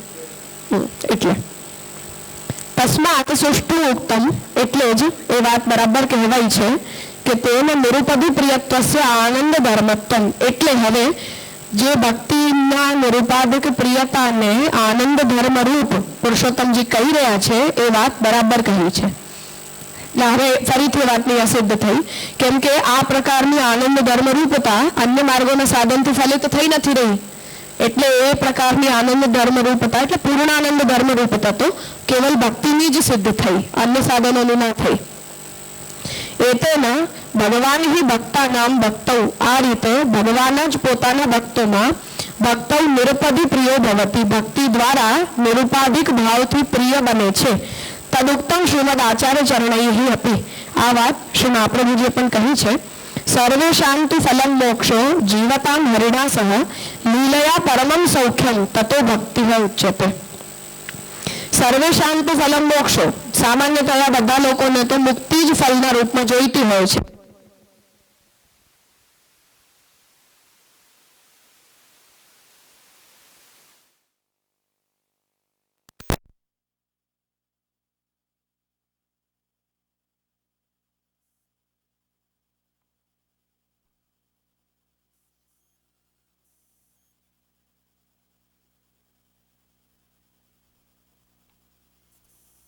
જે ઉત્તમ કહી રહ્યા છે એનાથી પુરુષોત્તમજી જે વાત કહી રહ્યા છે કે પરમાનંદ ધર્મ ભૂતતા કેવલ ભક્તિની હોઈ શકે છે, કર્મ અને જ્ઞાનની નથી હોઈ શકતી. આ વાત યોગ્ય સિદ્ધ થાય છે, કેમ કે આનંદની માત્રાની પણ જે ગણના છે એમાં પણ અક્ષરાનંદ પછી શ્રુતિ કહે છે કે નેતિ નેતિ, કે હવે હું નથી જાણતો કે આનાથી ઉપરનું આનંદ કેવું હોય છે. તો અક્ષરાનંદ પર્યંત તો એ આનંદની ગણના આનંદવલ્લી પણ કરી રહી છે અને પછી પુરુષોત્તમના આનંદને છોડી દે છે. તો એનો તાત્પર્ય એ છે કે અન્ય માર્ગો દ્વારા સૌથી બેસ્ટ ફલની પ્રાપ્તિ અક્ષર આનંદ પર્યંતની મળે છે જ્ઞાન યોગથી. તો જો એના પછી પણ કોઈક પ્રકારની આનંદની માત્રા શેષ રહી જતી હોય અને જો એ કેવલ ભક્તિ દ્વારા જ પ્રાપ્ત કરી શકાતી હોય તો એનો અર્થ એ છે કે બીજા બધાઓને આનંદની જેટલી લિમિટમાં માત્રા મળે છે એના કરતાં ભક્તને અગણિત આનંદની માત્રા મળે છે. એટલે જે પરમાનંદ ધર્મ ભૂતતા ભક્તિની અંદર પુરુષોત્તમજી બતાવી રહ્યા છે જે ઠાકોરજીને પ્રતિ નિરૂપાધિક પ્રેમના રૂપમાં પર્યવસિત થતી હોય એ કેવલ શુદ્ધ પુષ્ટિ ભક્તિની અંદર હોઈ શકે છે. અન્ય કર્મ જ્ઞાન વગેરેની અંદર આ પ્રકારનો નેચર જ પ્રકટ નથી થતો, એટલે એમની અંદર એવી પરમાનંદ ધર્મભૂતતા નથી હોતી, આંશિક આનંદ ધર્મભૂતતા હોય છે. આ રીતે જે સવારે પૂર્વ પક્ષ ઉપસ્થિત થયો હતો એના ઉત્તર ઉપર આ વાત અહીંયા પૂરી થઈ. અલૌકિક સામર્થ્યની વાત છેલ્લામાં નહીં, એનાથી અત્યારે ફલ જે થશે એનાથી એને કોઈ મતલબ નથી, કેમ કે જો કૃષ્ણમાં સાયુજ્ય પણ થઈ રહ્યું છે તો પણ એ અપરિમિત આનંદ જ છે, અને સેવોપયોગી દેહ પ્રાપ્તિ થઈ રહી છે તો પણ એ અપરિમિત આનંદ જ છે. તો કૃષ્ણ સંબંધી જો કોઈ પણ ફલ મળે છે તો અહીંયા જે ડિસ્કશન થઈ રહ્યું છે એની અંદર એ અગણિત આનંદ જ છે. ચાહે સાયુજ્ય થતું હોય, ચાહે અલૌકિક સામર્થ્ય થાય, ચાહે જ્ઞાની ભક્તને થાય, ચાહે મર્યાદા ભક્તને થાય. અક્ષર કરતા તો ઉત્તમ જ છે. અક્ષર કરતા તો ઇન એની કેસ બધા જ પ્રકારના ફલ ઉત્તમ છે. હવે આપણને શું જોઈએ છે અને શું નથી જોઈતું એ અલગ કેસ છે, કે મર્યાદા ભક્તની અલગ આકાંક્ષા હોય, જ્ઞાની ભક્તની અલગ આકાંક્ષા હોય, પુષ્ટિ ભક્તની અલગ આકાંક્ષા હોય.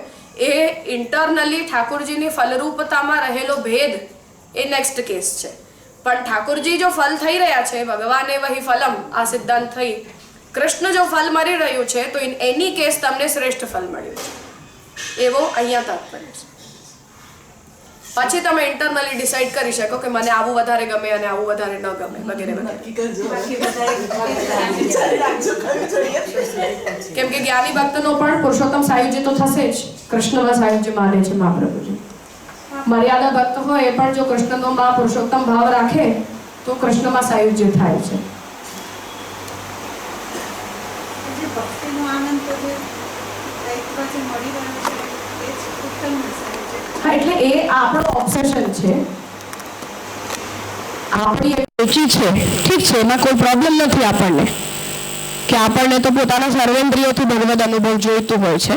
પણ મહાપ્રભુજી જે અહીંયા ગણના કરી રહ્યા છે, એટલે જે ડિસ્કશન અહીંયા ચાલી રહ્યું છે એનો તાત્પર્ય એ છે કે અક્ષર કરતા કૃષ્ણની ફલાત્મકતા પૂરી છે. એટલે કૃષ્ણ કોઈ પણ રીતે ફલિત થતા હોય તો એ પૂર્ણાનંદ છે, ચાહે સાયુજ્યથી થાય, ચાહે અલૌકિક સામર્થ્યથી થાય. હવે પુષ્ટિજીવ તરીકે કે મર્યાદા જીવ તરીકે આપણી બધાની પોતપોતાની રુચિ હોય કે મને આવું ફલ જોઈએ અને મને આવી સેવા ગમે અને ભગવાનનું આવું રૂપ ગમે વગેરે વગેરે, એ બધા ઇન્ટરનલ ચેન્જીસ છે એ નેગ્લિજિબલ છે. મર્યાદા ભક્ત અને જ્ઞાની ભક્તમાં કઈ રીતે ડિફરન્શિએટ કરશો? એટલે સાધના લંબી છે એટલે, અને જ્ઞાની ભક્ત મરકટ ના વાળો જ્ઞાન માર્ગથી એક્સિડેન્ટલી ભક્ત થયો છે. ઠાકોરજી ગીતામાં જે જ્ઞાની ભક્ત જ્ઞાની છે ભજતે કૃષ્ણ તસ્માત નાસ્તિ વિકલ્પઃ, જ્ઞાની એ મર્યાદા માર્ગી નથી. મતલબ એ જ્ઞાન માર્ગ મર્યાદા માર્ગ છે, અલગ વાત છે, પરંતુ જ્ઞાન માર્ગની સાધના કરતો કરતો એનામાં અંતિમ સમયે ભક્તિ પ્રકટ થઈ જાય છે, એ કેસ છે. અને મર્યાદા ભક્ત તો મતલબ તંત્ર ઉપાસના કરતા હોય કે રામાનુજ મધ્ય વગેરે સંપ્રદાયના હોય, પણ કૃષ્ણમાં જો પરબ્રહ્મનો ભાવ રાખતા હોય તો એમને પણ કૃષ્ણ સાયુજ્ય થાય, કેમ કે મુક્તાકાંક્ષા છે ને એટલે સાયુજ્ય થાય, પણ કૃષ્ણમાં થાય. ઠીક છે, અહીંયા થોડું વિરામ કરી લઈએ, પછી આગળ લઈએ.